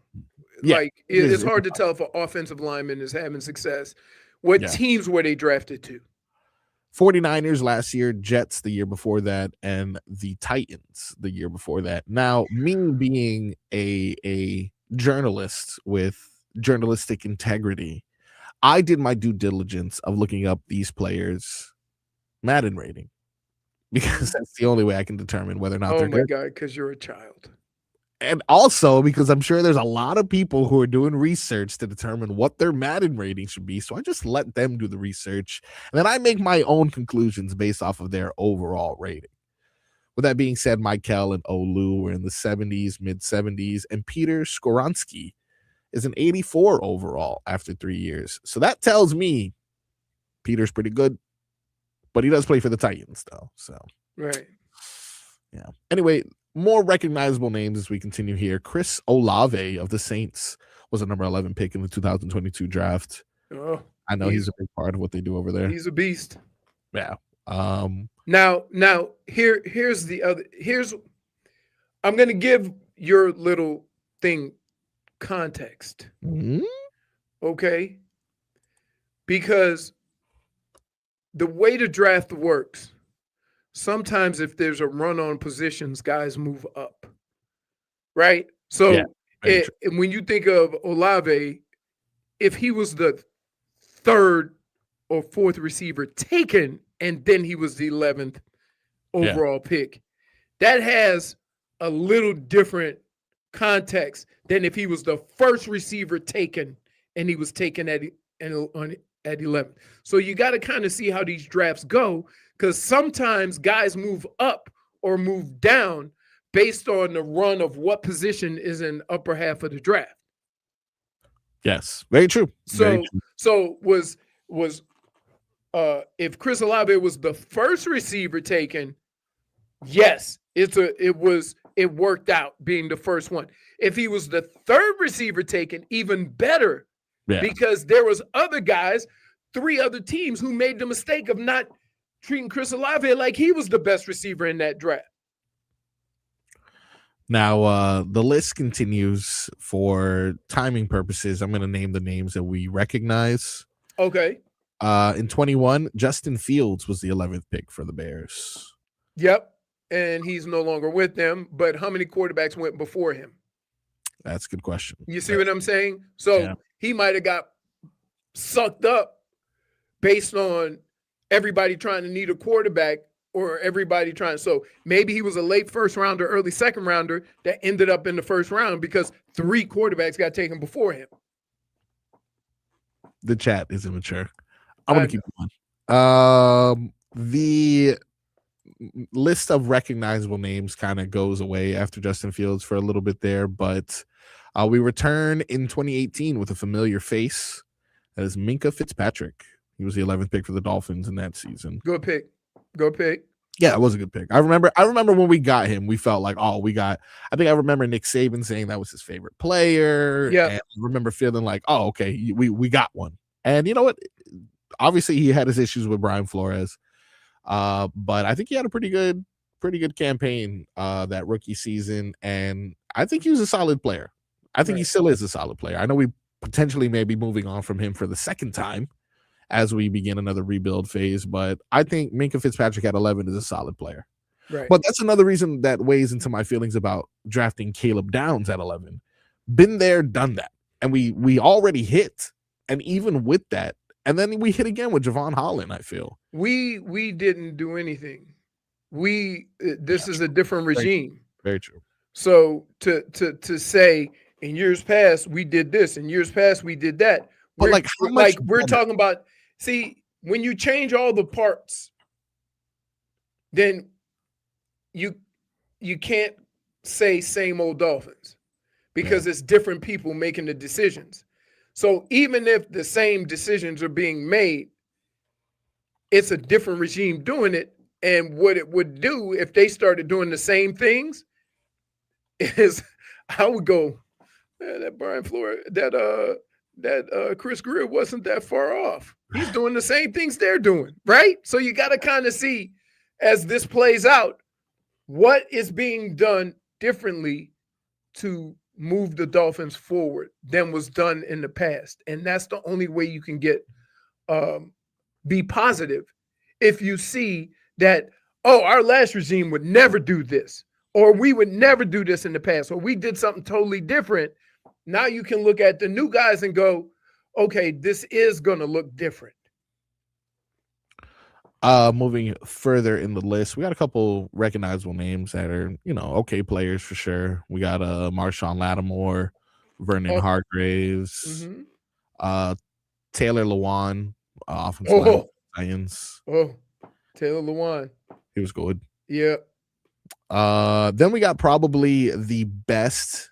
You look at a lot of the list, best in recent memory, at least. Actually, yeah, I would say in recent memory because I believe Michael Irvin was an 11th overall pick as well, and I believe Paul Warfield. But we're not going back to those days. We're staying in the 2000s. I would say of these players on the list, this is probably regarded as one of the best, if not the best here, and that was J.J. Watt in 2011.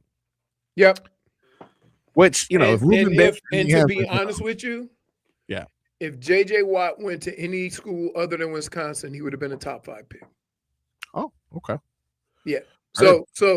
But again, sometimes when we look at where guys are picked, it doesn't fully give it context because sometimes you need to know who was drafted. For example, Tua was drafted 5th, right? But he was the 3rd quarterback taken? Yes. So if Tua was drafted 5th and he was the 1st quarterback taken, we're having a totally different conversation. Yeah, very true. You see what I mean? So like it has you have to, when you look at these drafts and when guys were getting picked, sometimes like even though they were picked high or top 10, they might have been the 3rd guy on that at that position. And that changes what you think of them.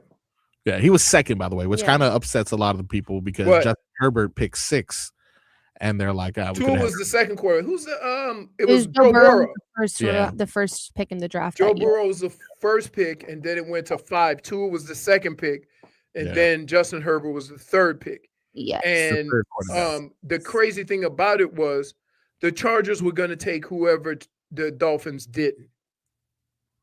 And I almost wish that, think about this. You think the Dolphins would have been better off if the Chargers had the 5th pick? Yeah, for sure. Because then we're stuck with whatever's left over. And your attitude towards that player is totally different. So, like, for all the fans that maybe wanted Tua in LA, we want Tua, right? And they end up with Justin Herbert.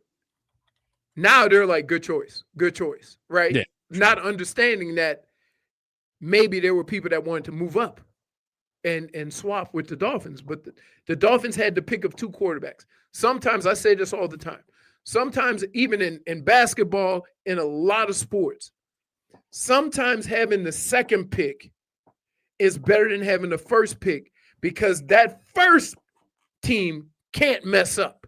You got the pick of all of the prospects. Hence, Sam Bowie. You see what I'm saying? Absolutely. Think about that. So if what do you go to, the Spurs? Was it the Spurs that had no 1 pick? Sam Bowie drafted. If Trailblazers. All right.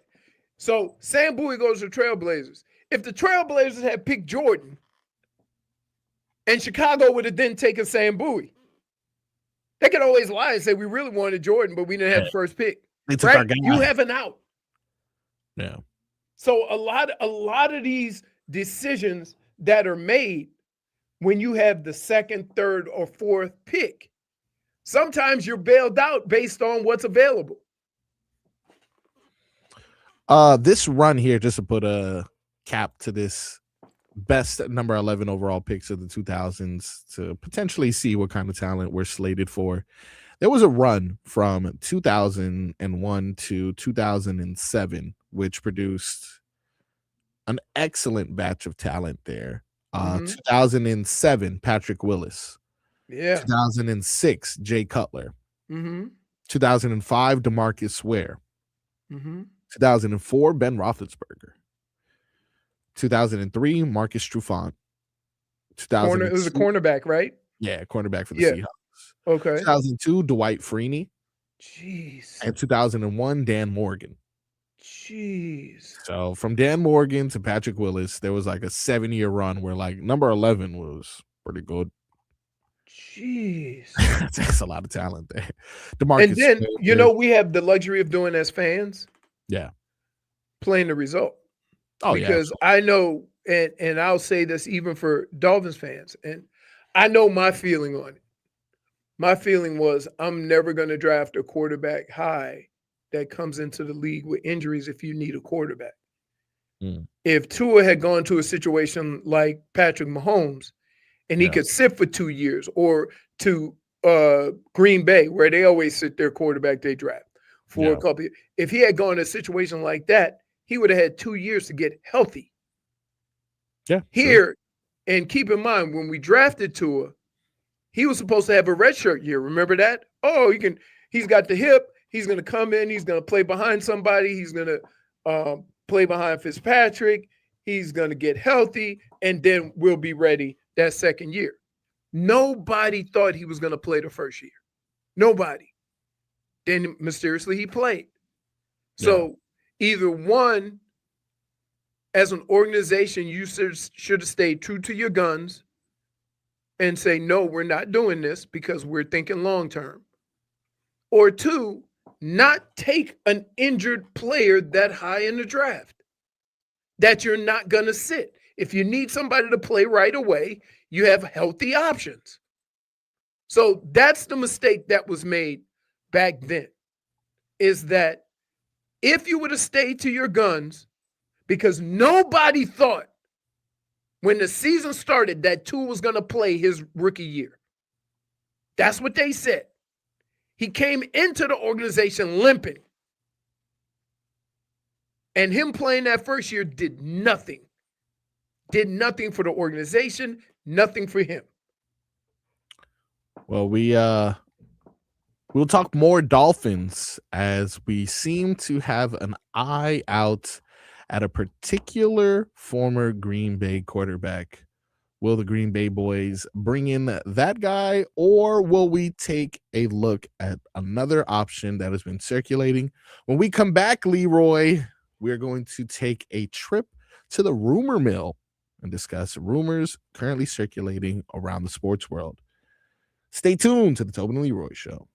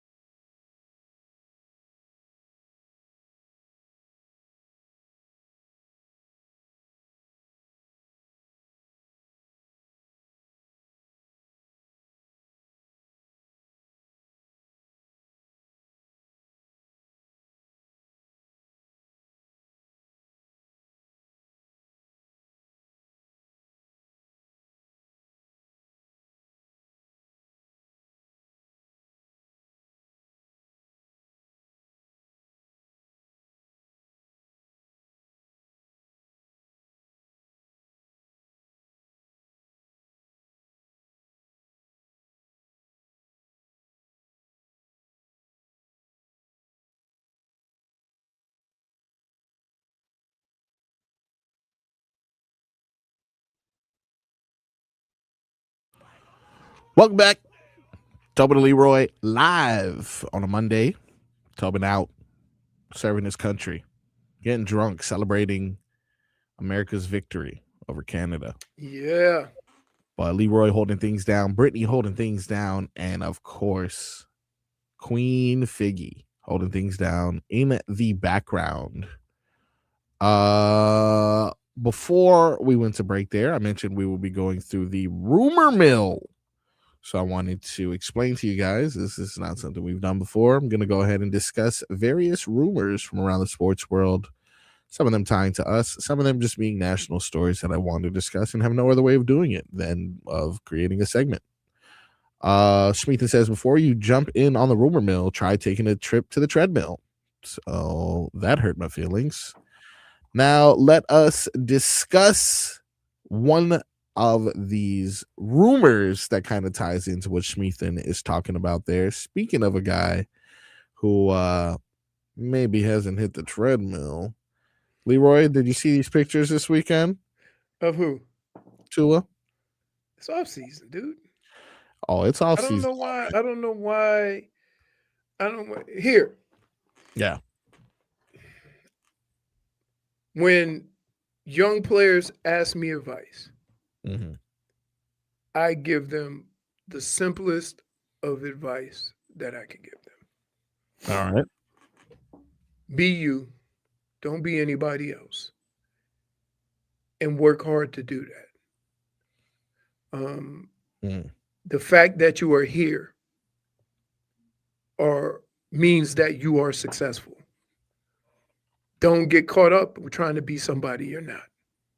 Right? I was fortunate in my career that from my father to high school to college to the NFL, every coach that I ever had saw the way I played and said, go out there and smash. And didn't ask me to do anything any different throughout my whole career. So I was very fortunate that I could be consistent and be who I was. And every piece of energy I had to focus on football was on being the same person I was from the beginning when I first put pads on. What has happened to Tua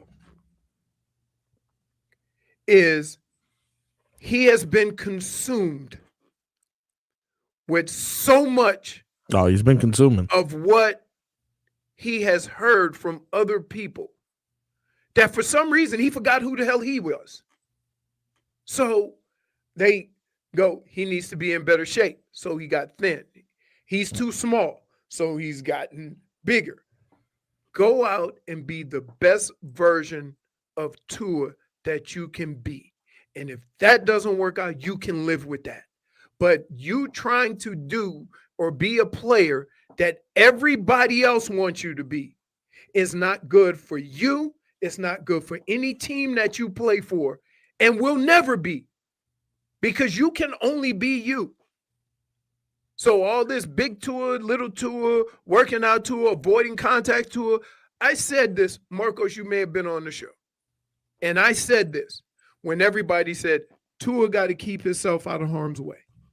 I said, stupid fans, if it's 3rd and 2 and Tua avoids contact and only gets 1 yard, you're going to complain. Why couldn't he get 1 yard?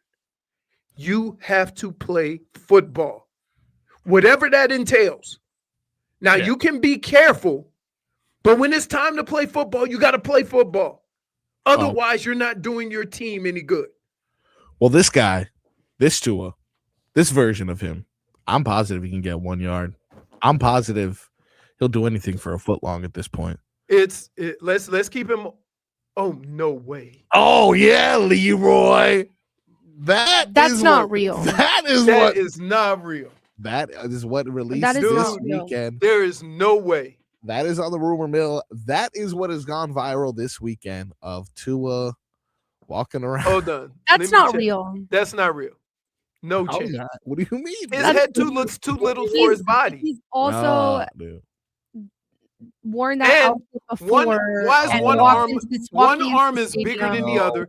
His left arm is bigger than the right arm. Hey, listen, Yes. I'm Look just at how big his saying right it. hand. Look how big his left hand is, and look how little his right hand is. That is so AI. It's not That's even funny. AI. Guys, this Cut is it what's out. on -1 viral for this getting weekend. got. No, yeah, -1. -1 for deception. This is Yes. what's gone viral this weekend in the rumor mill. People I mean, are come on. upset about Tua completely is let he- himself go. Like, -1. come on. It doesn't seem like For he's. deception. We understand he's not scrambling anymore, but like, geez, can we pick up the cardio, Tua? What do you guys think? Real or fake? Huh? That's so Hey. clearly fake. I've seen him wear that outfit before walking into a game. That is so fake. I don't know, guys. I Hey, mean, that's how far terrible. is it? From what we've Marcos, seen that's about? that's terrible. That's really bad. That's really bad. So here's the deal. And I want to clarify this. Yeah. I don't think he's gonna be the quarterback here. I don't necessarily know if they're gonna eat that money. I think it's a terrible way to start a new regime. Is eating 100 million, right? I would understand it if they did it, but it just seems like they are letting it play out a little bit more than people want, which is fine because you need to make sound decisions. But let me say this, and this is not like, all the crap that Tua's taking right now, he earned. So I'm not defending Tua. But I would say this. All of the other quarterbacks that ended up going to other teams because their organization thought they were trash, right? Tua has possessed better skills throwing the football than any of them. And I would say, with the exception of maybe one guy, and that's Baker Mayfield. Because Baker Mayfield had a cannon in Cleveland. He got hurt. Yeah. And they didn't want to renew it. So I'm going to excuse Baker. But did anybody think Sam Darnold was this? No. Nope. You know why? He played for the Jets. He was seeing ghosts.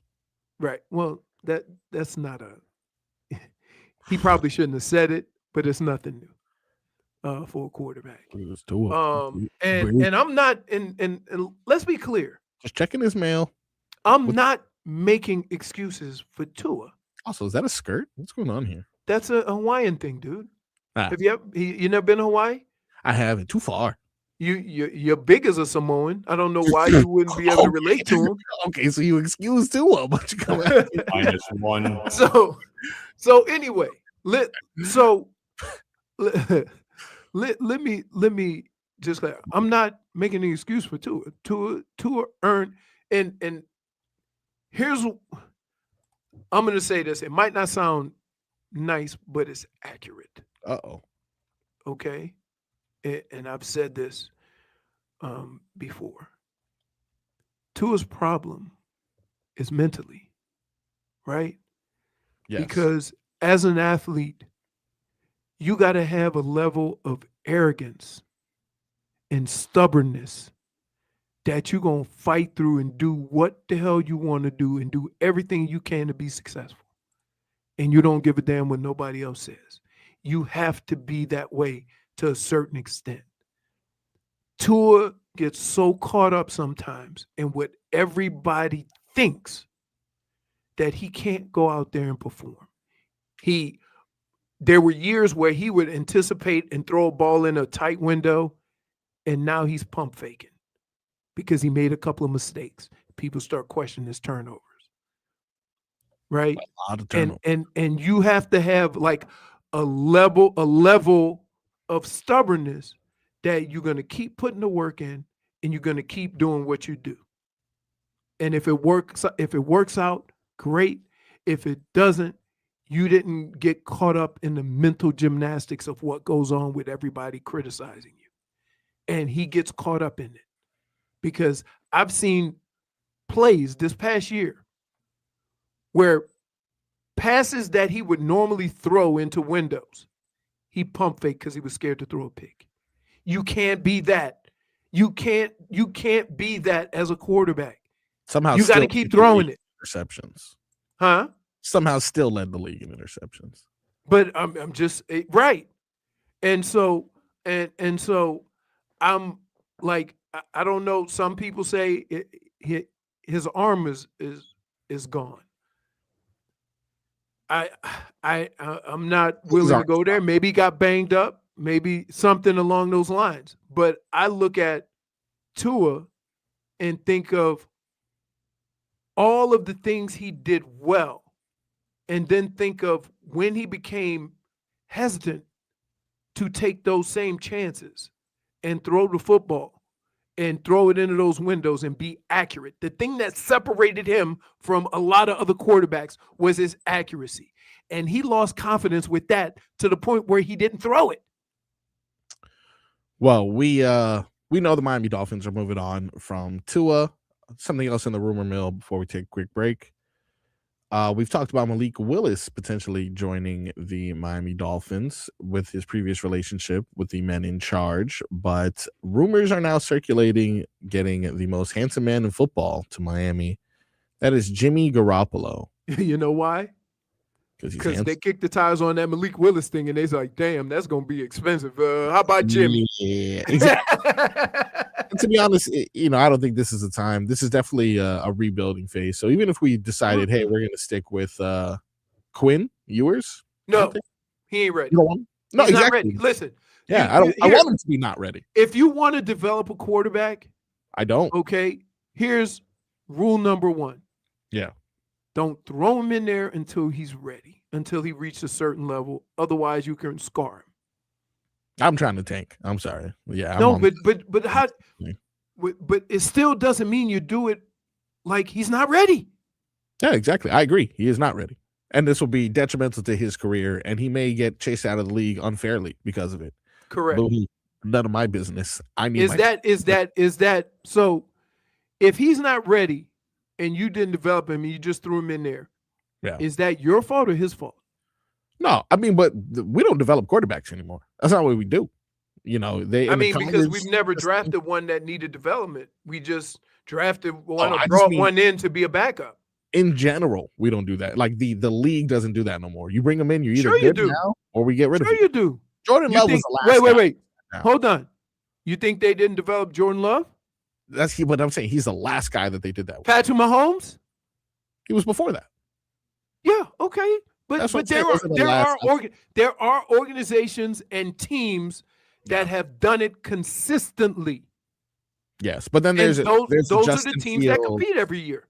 Correct. And you know why I don't really see it as much is because they developed their quarterback and they're still with that quarterback that they developed, which totally makes sense. That's why you develop quarterbacks. But now it's like, they put them in. Are you good? You're not good? Next. Well, here's why. And you can't have it both ways. You can't have it both ways, Marcos. Because let me ask you a question. When you draft a quarterback in the top 5, nobody wants to hear he needs to develop and he'll play when he's ready. Yeah, you go, he's a top 5. He should be ready to play right away. Right? Right now. Now, just because you're drafted in the top 5 doesn't mean that you don't need development. It basically just means if you got drafted in the top 5, that your team needed a quarterback. By the way, Eidelman says, no, Jimmy, that's a trade. Lose a pick. On March 11th, he clears waivers with the Rams to become a free agent. Yeah, you can wait. You can wait. Who determines if the quarterback is ready? Usually, in the day-to-day processes of practice or what they're doing. So for example, how is he preparing for games? Like, I know a lot of coaches that they would talk to you have the meetings with the starting quarterback, and then periodically during the course of a day, or just go grab the young guy and ask him, okay, what would we do here? What would we do here? Just overall development, getting them prepared and ready to play, putting them through those situations in practice, in camp, in preseason, to where you can identify where they need to get better and then work on it. Like, you keep in mind, unlike old football, there's a lot of coaches.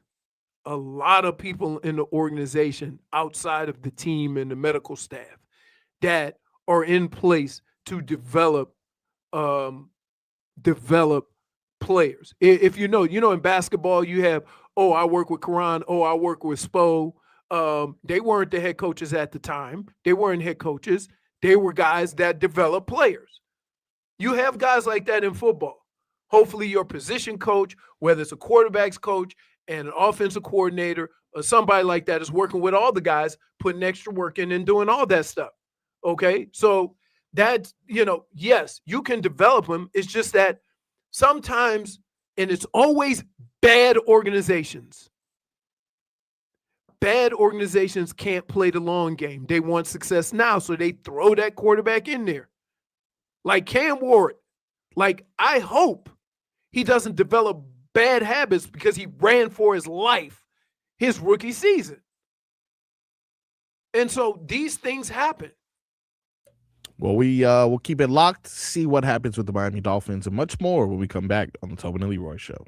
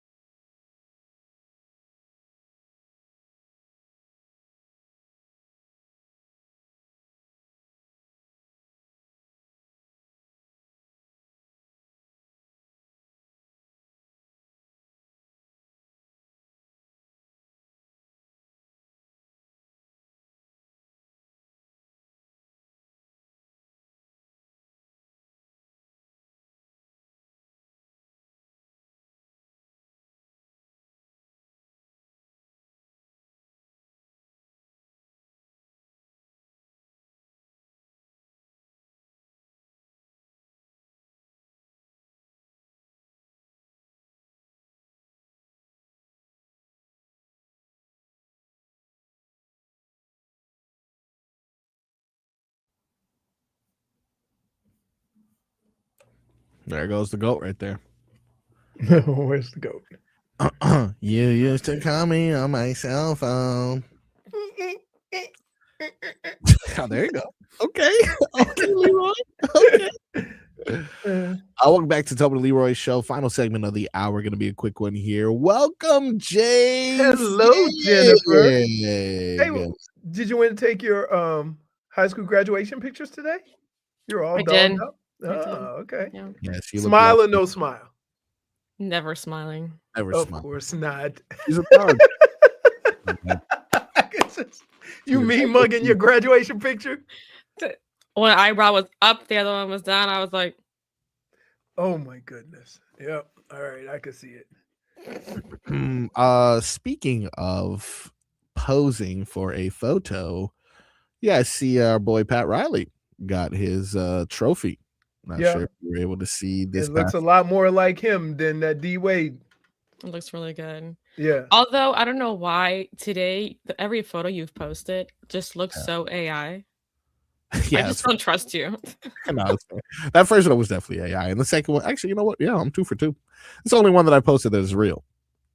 Look how cute he looks right there. Look at him. He's just an old man. Just like, look at me. He's potentially doing a Superman impression. I know. I do see him. Has he behind- got his rings on his finger?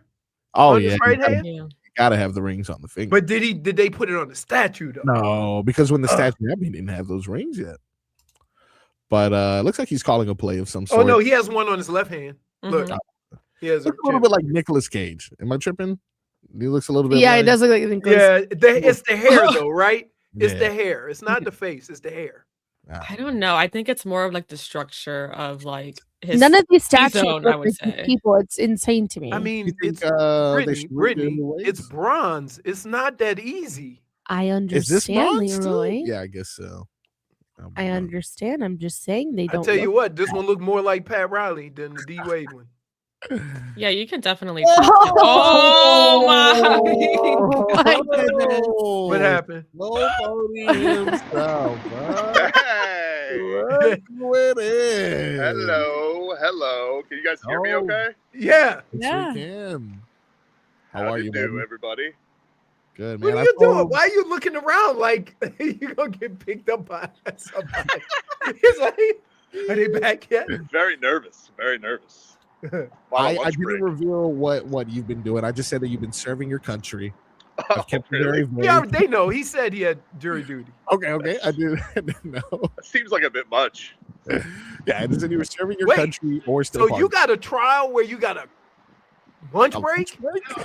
Dude, they haven't even started the trial. I can't say what the trial is. That's the only thing that Judge Elders added. But I am, yeah, they said if you get picked, because now we're just in the whittle down situation. If it's like a 3-dayer. So. Oh, you might be out for more time. 3 days. I might be out till they said at least through Wednesday, but I will say she's like, but she goes counterpoint. Next courtroom over, triple murder. That's 3 weeks. I'm like, I'm like, you know how to sell it, Your Honor.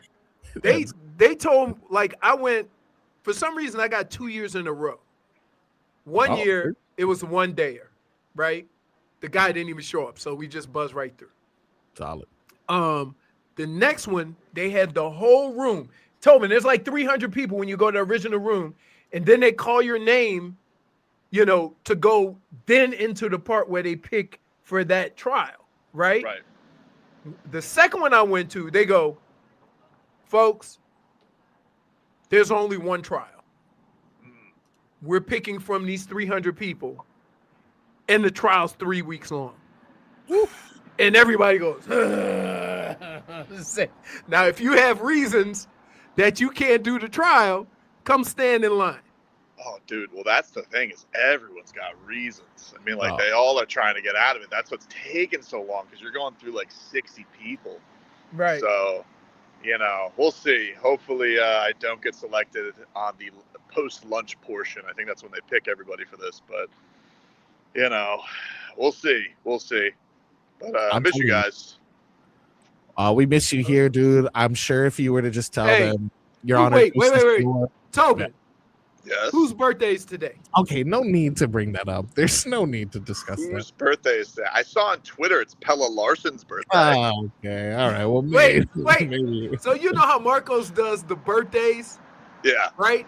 He mentioned Jamal Murray. He mentioned all these guys. He didn't mention Pelle Larsson or Andrew It's Wiggins' Wiggins. birthday too, right? Yeah. Yes. Well, I mean, how many Heat players are born today? I didn't realize today was. You start home. Didn't realize you were Rocky Mountain Frog Boy over here. No. Jamal Murray fan. No way, no. Jeez Louise. Hey, Niecy Nash has a birthday today too. Tobin, did you know that? Huh? I Did did you know not. that one? See? I did not know that. Yeah. All right. What are you guys talking about today? What's the topic du The jour? Olympics. Oh, Well, right now we were just talking about the Pat I gave Riley my game statue. bum to Cooper. True, Pat Riley. I gave my man. game bum to Cooper for complaining about the three skater overtime. Oh, We talked about AI Fat Tua. I don't know if this is AI, dude. I'm not sure if this is AI. I don't know. We talked about Pat Riley's newest statue as well. That's a good looking stat. It has angles. No, it don't. Every Oh, angle it is has good. angles. Every angle is good. Handsome. Every angle is good. I don't know. Yeah, way to ruin it, Lakers. He told you one thing, go beat Boston, and you pooped the bed. Great job. Way to honor your legend. Yeah, that's always rough. You retire a jersey, then they get blown out. You know, vibes.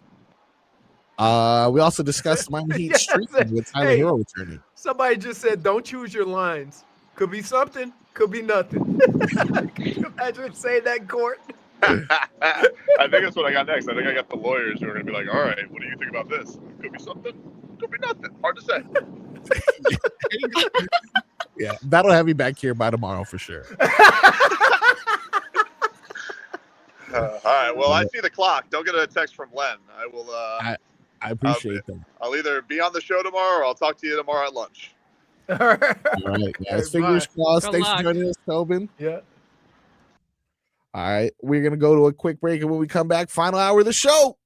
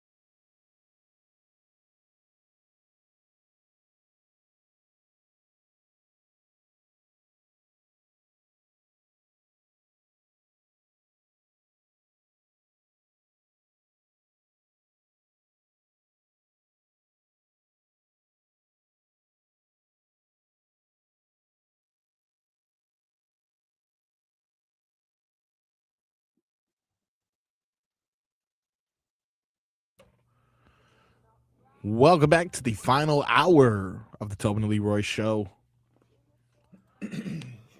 Love seeing Tobin there. Huh? Very, very happy to see our show pony pop in and that they haven't arrested him yet for his horrendous takes. Let's get you some headlines. These headlines are brought to you by Doral Volkswagen, home of the Pricito. Our lowest price. Visit us at Doral Volkswagen or at DoralVolkswagen.com. Also, want to let you guys know we have an opportunity for you in the next segment. We're following the next segment, I should say. Jelly Roll is coming to the, I think, Financial Amphitheater in May, and we've got your chance to win tickets at 1:20. Keep listening to our show and call in following the second segment at 1:20 or around there. You know how we do. You know what? Let's do it after this segment because we'll probably get somewhere around 1:20 with this segment. Call in. Brittany, what number caller are we looking for today? Caller 3. Caller 3 will win the tickets at the end of this segment to see Jelly Roll live at the I think Financial Amphitheater in May. We talked about the national team. I felt like we just did headlines with Tobin there. We kind of just discussed more or less what we've been talking about. National hockey team winning gold over Canada, first time in 46 years. Pat Riley has a statue. Miami Heat are streaking. Hurricanes play FSU tomorrow. Things going well. Things going well in SoFlo for all people except for former wide receiver of the Miami Dolphins, Tyreek Hill. Not sure if you guys saw this story that was circulating. I know that him and his wife separated earlier this year, and they are still trying to figure out how they can best maneuver being parents to their children, and God bless them. I hope that they do figure it out. But in the meantime, it is getting a little bit dirty as Kita Vaquero, which is his former wife, reported that there is a plumbing issue in their home, and Tyreek refuses to fix it. They split, and Vaquero says that she provided the contractor's estimate to Tyreek, but he refused to pony up the cash, questioning the legitimacy and sufficiency of the estimate. Kita says it's important to fix the issue because it involves the only bathroom in which the party's child can be bathed. So she has made herself available to assist in every way possible, including providing access to the residence during the day so someone from Hill's team could run the leak test. But looks like Tyreek doesn't want to pay. Think he should be responsible for that, Leroy? Yeah. Oh, okay. But let me say this. Yeah. Mm-hmm. That boy ain't got her up in a house that only has one working One. bathroom. That's what I was thinking. Like, Why you lying? so even though I believe Yes. that if there's an issue, he's responsible. Yeah. Stop saying that. We know that ain't true. Well, apparently, like the plumbing has gotten the attention. of the No, building. I ain't falling for it. No, dude. That's what I'm saying. Why you got to put him on blast and lie about it? One bathroom? One bathroom. That's the All only them damn bathroom. kids, they got one working bathroom. One bathtub. Maybe it's the only one with a tub. Maybe No, it has glamorous showers. No, dude. No, you own a $5 or $6 million house. There's bad tubs of all types in there. You got one for the guest room. The one in the primary room might be a big one, right? Yeah. Stop. Says See, look. Plumbing issue is Why? causing. If there's an issue and a legitimate He's probably the reason why there is a plumbing let's issue. just be honest about it. And then you think it's gonna get better or worse with her putting him on blast? Well, look, she just wants her bathroom fixed. You know, she wants to bathe her son. Come on, man. Come on. This is just ridiculous. The fact This that it's is even in a headline ridiculous. is Yeah, it is ridiculous. I'm gonna be honest. childish. no, like no, Lowbrow. Whoever Like- brought this up, right? It's just her trying to Exclude us out of this conversation. We don't care. no. for sure, this should be a personal problem handled amongst them. 1000%. That's what I'm saying. They've never been able Yeah, I to know. not I know. be in the public But come, spotlight. but unfortunately. let's come on now. Now, did I think the house they live in, he bought for like $4 or $5 million. Should Right. put in the tub. I'm gonna say this. Well, when they got divorced, he's paying child support and he had to give her some money. Right? Yeah. Yes, he did. Sure. And so what I'm saying is this. That is worthy of putting him on blast for? Well, Like she could have, she could have did. This is all honest. Fix the problem and then send him a bill. send him like an invoice or something like Right. And Saying wash that's her the baby only in way the she sink. could get it fixed is if he paid for it.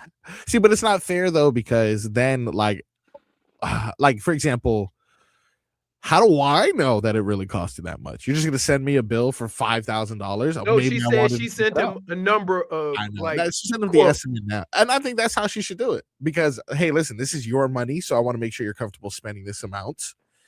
But unfortunately, now she, like J Fig says, has to wash the baby in the sink, which is probably a luxurious thing. It's happened so many times in everyone's past. Come on, man. Yeah. life. Like, Figure it does out. that really matter? As Come long on. as the baby's bum is clean. Come on. There's has to be But in reality, $5 or $6 million house No other with tub. one working bathtub. He has like 10 bathrooms. I mean, that's like whatever. assuming that she stayed with the house. Yeah, she got the house. He had to move out. Who has the house then? I mean, apparently she's saying that she's still living there. Don't yell at me. I'm just saying. I'm just You saying. tried to take down the Kachuk family earlier. I'm still not. Hey, keep on mentioning that. She told you that she didn't want to talk about it, okay? She's so upset. She's so upset at that. Oh, As she should. She has every you right guys, to be. Hey, you guys go on a couple of little, what do you call it? Galentines or whatever. And now all of a sudden, You know what? -1 immediately because I've always defended Brittany, and I know, we've been friends before that Galentine's. Leroy, she's getting snippy. Leroy. Yeah. She's getting Like, snippy. I'm not being snippy. Oh, then why you had to go all I'm just standing. wait. toes Anytime down, a woman okay? does this, they being snippy. So the I fact said that no, I'm not being okay. snippy means you're being very snippy. Then you know what? Don't assume. Okay. Yeah, don't assume No, Leroy. you Oh, both- Now you're jumping in because you're trying to yeah, deflect. he tried to get that stink off of him. You know how I do. So anyway, He's the one that started it. so He's anyway, the one that started it. that story Be more maturely. is crazy, right? Yeah, it is. Let's it get is back to this Tyreek thing. Yeah, Come on. it is unfortunate too. It is Unless unfortunate. the whole house had to be redone, Yeah, right? I had an inflatable Also, pool. one Somebody thing I said, do want to say have you- about this whole Have you Bentley seen her situation. $200,000 Bentley? Do you really need? Is that necessary? I don't think so. She Well, the worried thing is, about a like, bad. She go. I'm going to Publix. I got to go to Publix and get something to bathe my kids. And you driving in a $200,000 Bentley, and you like, come on. Yeah, you probably Think about this. sell the Bentley. Think about this. I'll sell it. Are you like? I said from the beginning, he should be responsible for it, right? Yeah, I said that. is first thing you said. That being said, I'ma have a hard time being put on blast, and she driving around in a $200,000 car saying she ain't got no money to fix a bathtub. No, I agree. And the thing is, I know she definitely has money because she was in a show on Netflix Oh, like a year ago that I'm sure she got paid a pretty penny to be on. I know she makes her own money. She models. also her brother was in the NFL too. I mean, if he's like, yo, my nephew or my niece is suffering. Like, No, it's Tyreek's responsibility, but not like that. Not like that though. Yeah. Like now it's just coming across as bitterness, and now you're gonna have a legal fight for everything. If y'all want to really work on taking care of your kids together, that ain't the way. This is just super. It's super petty. I Right. I mean, can't like bother with I any of hate, those. and I don't like defending Tyreek Hill. I No. don't. yeah, No. He's No. not a good person, and he nah. doesn't make good choices. horny. Very horny. Agreed. Not even because of that, like just other things too. It's just Yeah, I just think it's petty to get into. You're no better than him by making this a massive story. No. Yeah, it continues to paint the picture of a man who is on free agency at the moment, attempting to find his new home, as someone who's continuing with the off the field issues. So it definitely doesn't help his chances of landing. Plus, contract here's the win. deal. I'm gonna be honest with you. They need to work together. You know why? Because I'm more than sure that whatever she getting for alimony, Yeah. right? If he ain't got no job and no check, and he go back and say, you see what I'm saying? So she probably ought to just be, at least you don't have to be nice to him, but at least coexist. So he feels, okay, I'm gonna still take care of this. I put a inflatable pool in my shower last year. That's what I was using because I didn't have a tub. Look at me now, baby. Look at me now. Living large. 2 tubs. What? You didn't let anyone stop you from having a good time. Look at me. You know, You I got was like, born. shower. No. You blow this tub up, totally fine. It's smart. What does my son know? He's 1. Doesn't pay any rent. Bum. Very What is unnecessary. wrong with you? Don't know why I took a shot at my 2-year-old there. Yeah. Don't do that to the baby. Sometimes I gotta turn it off. I don't know. I'm just getting caught up in just being argumentative. We're gonna take a break, and when we come back, top 5 double dip best brawls in Miami history. When we come back on the Tobin Leroy Show.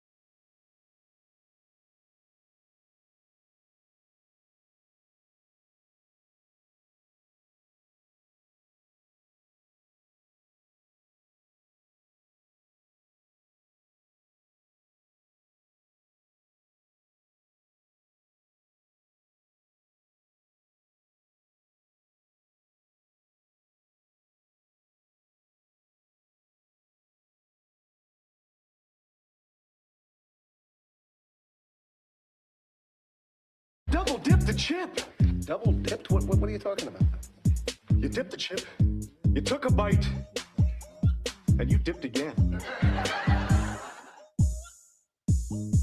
Welcome back, ladies and gentlemen. It is time now for a top 5 double dip on the program. I would have played a different song for that. Why? I got 5 on it. Speaking of songs, there will be a rumor. This is a rumor. I can't confirm nor deny that there may be some changes to that intro song, that Tobin and Leroy intro song coming soon. I don't know. You never know. Maybe changing genres too. I don't know. We'll see. But in the meantime, we will discuss what happened this weekend. The thuggery that was on display against the Miami Heat. Absolute. I'm not complete. Look at this picture. Look at my guy, Scotty Pippen Jr. all over my boy Myron. Look at the assault that took place here. The absolute assault. Brittany agrees. You know what sucks about that? What? Competition is tough, right? But you can never be losing and go at somebody like that because it looks like you're a sore loser, regardless of what the reasoning is. And so when you look at the score, yeah. Oh, and it was see Scotty Pippen, it immediately looks like it's frustration. Sore you loser. See what I'm saying? Yeah. 2 minutes left in the game. They're down by like 30 points at that point. Right. So So what are you fighting for anyway, Scotty boy? That's my point. For his pride. Whoa, now he cares about his pride, huh? No, yeah, you should have fought more during the game. Yeah. It's not only his fault. I think it is his fault. And I think I think you've done enough of taking down my I don't know what happened, but whenever you freeze a picture like that. I explained to you what happened, Leroy. Context is everything. No. And then she said Teddy Swims is a horrible songwriter. And I'm just like, who are you angry at today? So you're saying he said Gardner pulled a Jokić, Markieff Morris on Scotty Pippen. I mean, it wasn't to that extent, I will say. But Gardner was pushed the play before. He was. So he it was was fighting, it was building between the two of them. Yes, it was the ref's fault completely. They did not take control of that game. It got very chippy at the end, and they were not calling any calls because they wanted the game to be over. And it got out of hand. And it was the ref's fault ultimately. But I think Mary Gardner's young, and he's known for being a little bit more eccentric. Bit of an agitator. He's a bit of an agitator. And I mean, this is the same guy who talked crap to Klay Thompson and then was forced to apologize by name here. I mean, Klay had to come. Hey, Brittany. Brittany. I know about it. I'm very highly aware of it. Wait, did you notice the face of me and Jennifer? I know that he doesn't like Klay Thompson. I understand. The Klay Thompson talk. He's just an unlikable person. I just want to know. Well, this Myron Gardner fight was on the honorable mentions list, as well as what was just mentioned now, the Morris twin getting annihilated in this picture that was clear. He didn't play no more that year. Ever. I don't know if he ever played again. I don't know if he ever went back to basketball after that. I really don't know if he ever played again. Is he still in the NBA? I don't think so. I saw him at Rapids once. No. Well, then he's out of the league. When you're riding the Rapids and having some fun. I saw both of them You ain't even going to a real amusement park. Orlando is like 2 hours away. And you said, you know what? I don't want to drive all the way up to Orlando. Let's go to Rapids. Yeah. I was shocked when I saw both of them there. I Very said, strange. What Very are strange you for sure. doing here? That's hilarious. All right, number 5 on our list of our top 5 double dip. This one brings back good memories. We're gonna get some baseball fights in here. José Fernández hits his first home run ever against the Atlanta Braves. Apparently was watching it a little too closely, and the Braves didn't like that, and that resulted in a fight. But my favorite part is look at José Fernández here. Just absolutely pure joy. And you know what's worse about that? Yeah. The coach got on Jose. Yeah, of course. I mean, No, I'm talking about the Marlins coach. oh, the Marlins coach got mad. Yeah. Why? Because he's just a young guy having fun. No, because he said you should have just tried around the bases or whatever. This is the thing that I don't like about these unwritten rules about baseball. It's like you can't do this, you can't do that. It's disrespectful if you do this. Don't celebrate your success. Here's the problem, and I'm gonna say this as simple as I can. If I was ever a baseball player, I played early on in my life, and I hit a ball that you have thrown at me 100 miles an hour for a home run, I'm celebrating. Okay? And if you got a problem with that, throw better pitches, because I know pitchers that fist pump and hip thrust when they strike somebody out. And now their feelings get hurt when you get a home run. And anybody says that's not the game, go watch pitchers when they strike somebody out. Oh, yeah. What if a batter were to say, and then I'm going to tell you this. If I were to ever have a baseball intentionally thrown at me, the bat is coming back at you. Because I don't know why they think that's cool. That there should be no rule in sport that say you could hurl a baseball at 90 plus miles an hour at a player to make a point. And then say, that's just baseball. But if a guy look at a ball that he didn't hit 400 feet, he can't look at it? No. Stupid rules. All right, coming in at number 4 on our list. This one happened very recently. Goalie foul. Oh, yeah. Wait, hold on. Can I just say? Look at that face. Look at that face. He ain't even got his fist balled up. Nope. No, because he knows that is like a very karate stance. That is very taekwondo. It's a crouching tiger, hidden dragon on his ass. He's doing the Panther. That's all he knows now. He's become the Panther. He has become one with Stanley. But he don't look like he's in there for business. He ain't standing on business right there. He's standing on negotiating. He's a lover. He didn't want to do it. He didn't. He had to. He had to take care of business. Skated to the other side of the rink. I literally was producing that game, so I had to cut that call from Doug. It was great. If there's anything I know about Doug, is he knoes how to call a fight. He does. So. He sure does. Oh, we got action in the corner. He always calls it a Donnybrook, a good old Donnybrook, which is just such a great line. Such a line. And you know what? The way that he speaks sometimes, I'm like, this man is 79 years old. But I know. He is young. He's not. He's very fit, young. Handsome. Coming in at number 3. This one is near and dear to my heart. It is the battle of the real Miami University. That is UM versus FIU. Oh, I was hoping that you put this one in here. Yeah. Is that the on the radio when old boys say, "We ready"? The thing that I remember specifically from this is the helmet that Brandon Meriweather was like throwing at everybody and the stomping. I was at that game. That's a good time. That is a good time right there. Mm-hmm. That was a good time. You know, I've never been in a kerfuffle. No. You mentioned that there was a guy who you had to tell the ref, listen, either you handle it or I will. So what happened is we were playing. I remember who we were playing.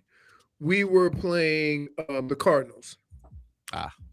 And I scored a touchdown, and I was on my back, and dude got up off of me and mushed me, and my helmet went to the side like that. And they had been trying some stuff to like, I don't know, piss me off. I don't know why. Like there's certain people that you make them mad, it doesn't work out for you. I'm one of those people.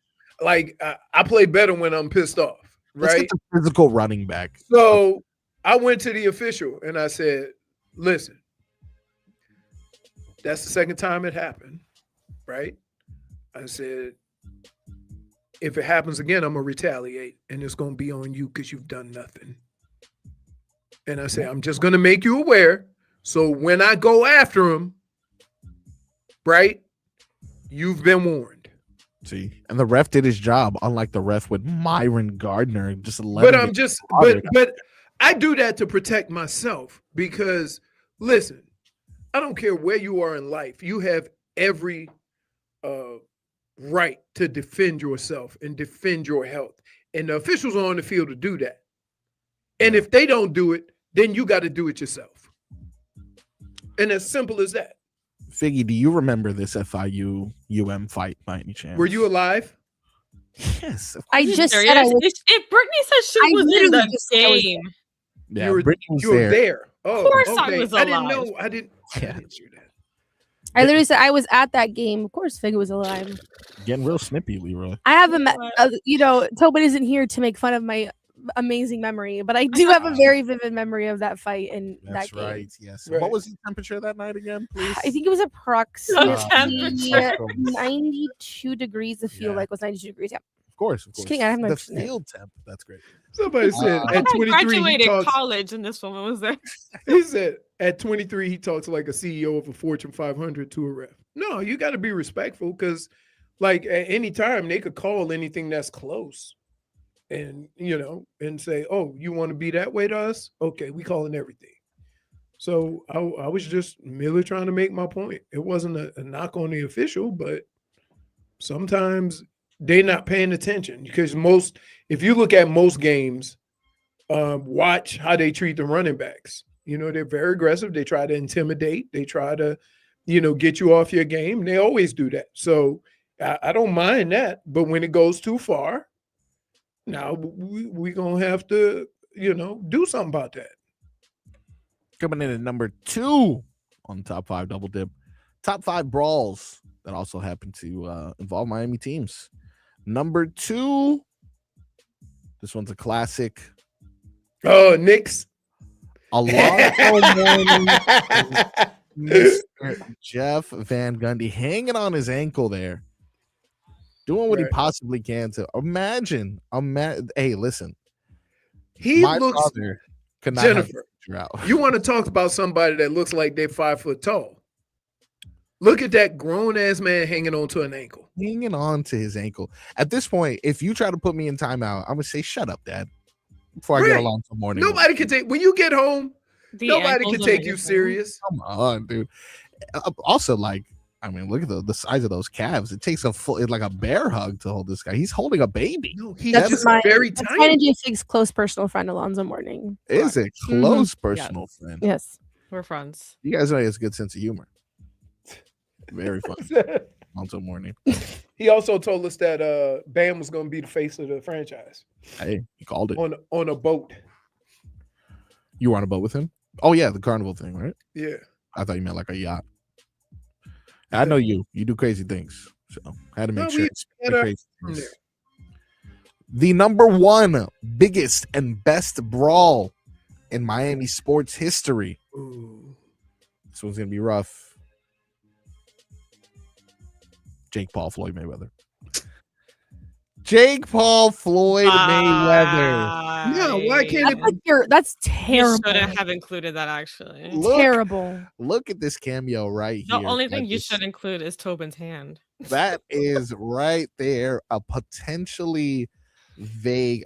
His hand looks like he had a tan in this or something. Yeah, I'm it not sure does. what's going on. It's the But the whole- color. I mean, it's like the the temperature, the lighting, and stuff. Oh, I got you. Yeah, it makes sense. It looks like a cooler edit in regards to photo lighting. But yeah, our boy Tobin there causing this kerfuffle. Got to stay hydrated, champ. Gotta stay hydrated. Costing him any sort of interviews with the Mayweather money team moving forward. That's the real star of this show here in this picture. Yeah, this is really, honestly, I don't even know who these two gentlemen are that are feuding behind him. It's really just a microphone flag here that shot it to number 1, baby. RIP 790 the ticket. The brawl that will forever go Still down there. as I got your hat. the Radio Libre now. Yeah, the I got your hat Oh wow. led to the Oh kerfuffle. wow. What? Tobin's best moment. Number 1 fight is Leroy You know getting what? his ass whooped by the headphones. That should have been involved in Or the microphone. I've seen you take a one shot KO from the microphone. So that was your top 5 double dip best brawls in South Florida history. As usual, number 1 disappoints. That's the whole bit. Now let's take a break and come back with our favorite segment to play on a Monday All right. Oh no, on the Tobin and Leroy show.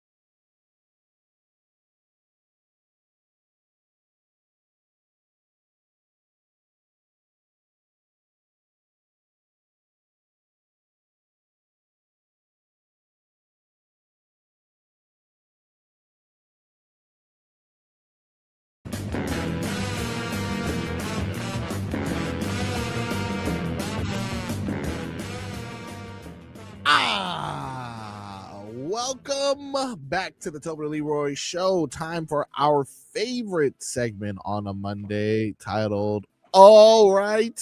Oh no. I will start things off with my all right, and that goes to the Winter Olympics. Only comes around periodically, as you know, and it was pretty entertaining during this time of no sports. So I will give them a gold medal. And the fact that the U.S. set a record was absolutely wonderful to see. It was no sports. I watched the whole closing ceremonies, and it was cool. Now, my oh no.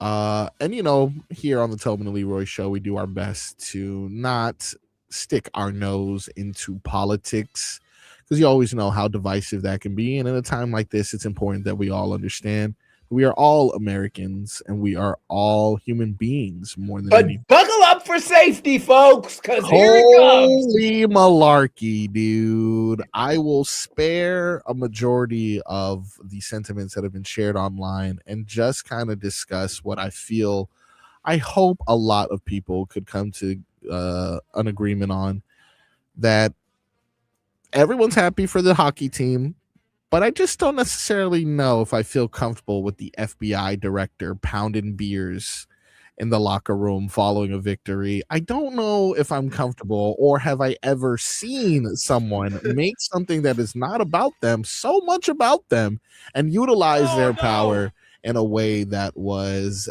similar to a middle schooler attempting to brag at their local prom.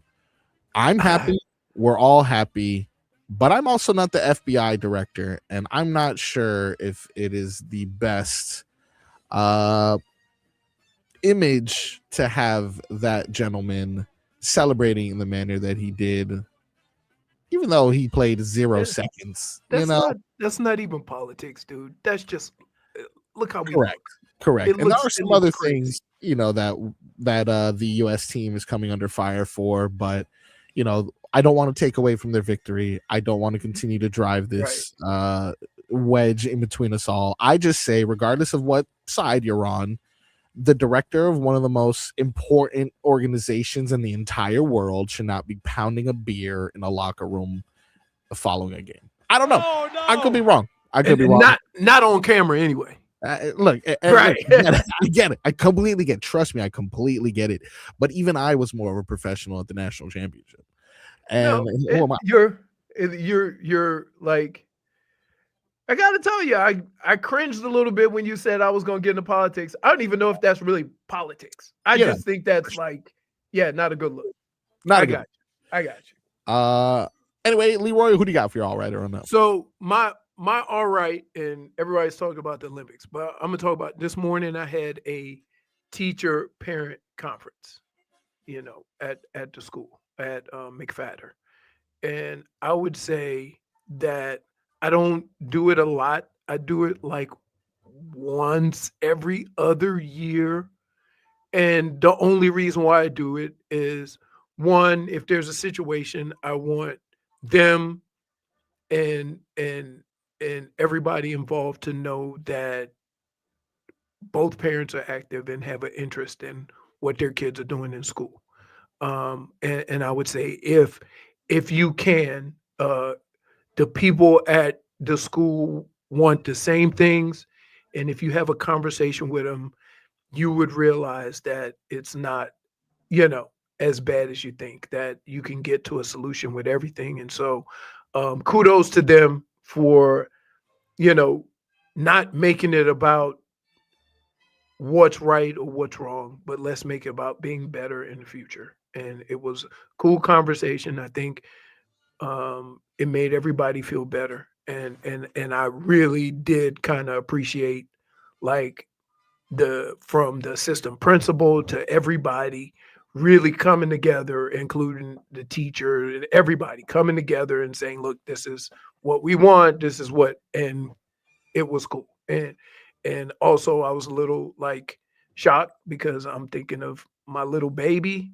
and she's in there talking like an adult, and I'm like, what the hell did I miss?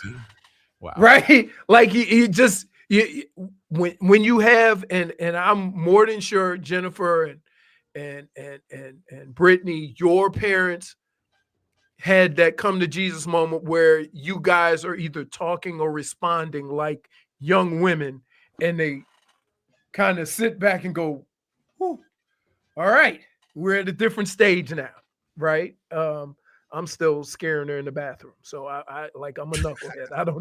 I don't know. She's putting up. And so I'm gonna do that. Solid all right there. Yeah. My oh no is gonna go to said daughter. Oh, because I got up on Saturday That's morning. my all right.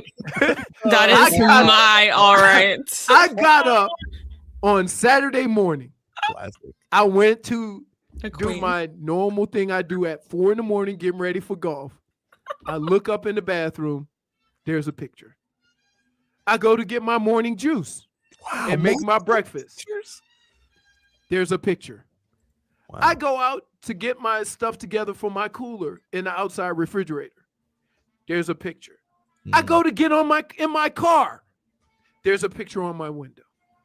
Glorious. What Rebecca had done, That's amazing. I love she her. took the picture of Jennifer saying I was 5 foot tall, that picture, and posted it all over the house.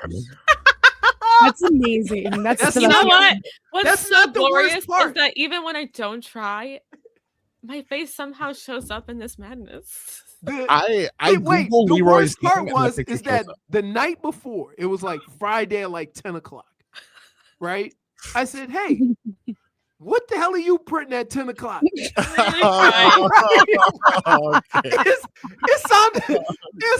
It sounded I was at like some some printer place. It was like for like 10 minutes. I'm literally crying. That's That the is best so I've ever good. heard. Did she say why she decided to do this? No, because she's like, she loves. Listen, you're scaring her. Oh By the my way, goodness. she loves J-Fig. So I love her. And now we're friends and- on social media. That's what she goes. That's what she said. And I'm like, so wait, I'm like, what? She goes, we're friends on Facebook. I have to like, I'm like, oh my God. So Wow. that's my oh no, because I could not like, and she goes, you missed one in your bathroom. like she put them everywhere. The same picture? Yes, she like, it's almost like she tracked my whereabouts on a daily basis through the house for a week. And then after said week, every place that I go, she posted the picture. Leroy, That's they say fantastic. never go back to the same track, you know. It Never She's follow a- your steps. She's using your resources to do Yes! this. it was, and it's amazing that now I'm having this conversation about how she's becoming a young woman, and she's speaking for herself, and she's being respectful, and all these things, right? And then I have to live this. That's great. Used all my printing. So now if I go to print something, it's gonna say out of ink. That's too good. Wouldn't it be great that once you try to go print something, out of nowhere you just see my face come out first? Oh God. It was like Like the printer is only stuck on or printing no. that picture. Or here's what happens. Here's what happens sometimes when you don't realize you printed a bunch of copies of something and you think they all printed out, but what actually happened is you ran out of paper. So when the next person puts the paper in, it just starts printing it again. It's just gonna be a million. Right. That's what's gonna happen. That's what's gonna happen. Oh my That goodness. would be I money. really hope. I hope I that really happens. do. It was torn. I'm like, what are we doing? It was dark outside. I'm like, is that? Oh, that's the damn picture of little Leroy there. I'm like, Oh, Leroy. I'm like, Man, go, two wow. Leroys in one picture. That's so great. Jennifer looks 6'1" in that picture. I'm like, It's my original height, man. yeah, okay. Okay. So yeah, I know this was your all right also. This is definitely my all right. That picture made my weekend, okay? No, for sure. That is It was glorious. I wish we had a point for Rebecca. You right now. oh, you know what I told her? I said, oh, it's on. It's on. Well, who is your oh no, Figgy? You. Oh, me. You tried to Oh. throw that in there with the whole Tua being portly photo. What? Yeah, that's not even close. That's crazy work, Marcos. Yeah. And wait, first of all, you should know it's bad if I figured it out. Because I fall for I it. know. I fall for it all the time. Very And true. I didn't fall for it. I mean, but if you kind of squint, though. No, not even if you Squint squint. nothing. It's Are so we just clearly closing your AI. eyes? Look at the right arm versus the left arm. But if Where you did he get that little arm from? I guess that would make his left arm stronger, not weaker. That little bitty right arm can't do nothing. Also, I think he has 2 sleeves at this point. Also, I think his shorts look more like a skirt because It is a skirt. No, they are a skirt. Okay, Originally it's a okay. skirt. Yeah. Well, it looked like it was like one of those AI mistakes where the No. pants just Yeah, the pant leg on the wrong thing or something like that. Yeah, no. We'll see. We'll see. No, see. we. All right. Well, that's fair. I'm no stranger to being someone's oh no. Brittany, who is your all right or oh no? I am happy to hear though. My all right is gonna go to Alyssa Liu. Yes. Because I found out about her a couple months ago, and I've been following her story, and her comeback is just amazing. And like, it's a true testament to how like when you truly love something and you come from a place of love and passion, where it can like accelerate you to. And the fact that she took 2 years off of skating, came back and won the gold medal for the first time in 20 years for US. Yeah, 2006, right? 20 years. And she was in the stands. Sarah, was it Sarah Hughes? Sarah Hughes? Not Sarah Hughes. Yeah. I don't know who won it that many years ago, but I just know it's been 20 years. And yeah, so it was brave of her to walk away from the sport to begin with for her mental health and everything at 16 years old. She was a child prodigy. She won the world championship at 13 years old. She walked away. She said, I'm coming back on my terms. And now she is a gold medalist. So I wanted to give her my all right. And then my oh no. I don't really have a no. I'm not gonna lie. I don't have a no. I wanted to talk about what Marcos talked about. But I think he said it perfectly there. So you heard it here first. Anything else to say? I'm perfect. Yeah. That's what he got. Now you're my oh no. Fair. A proper way to end this. Hockman and Crowder will be back, but before we get to them, I want to announce one last time. If you're listening, it's time to line up on the phones. Jelly Roll is coming to I Think Financial Amphitheater in May. We got a chance for you to win tickets. Call right now. Caller number 3 wins tickets to see Jelly Roll in May. I Think Financial Amphitheater. Thank you guys for tuning in today. Tobin potentially could be back tomorrow. We don't know. We will figure it out, which means I may or may not be getting a text later on tonight. We will see. We will stay tuned for that. In the meantime, thank you for listening. On behalf of everybody, we will see you mañana. You don't want any booers? You put in Quinn Ewers. I want to yuck your yum right now. Start digging in your butt, twin. We better. I'll see y'all when I see y'all. Lucky.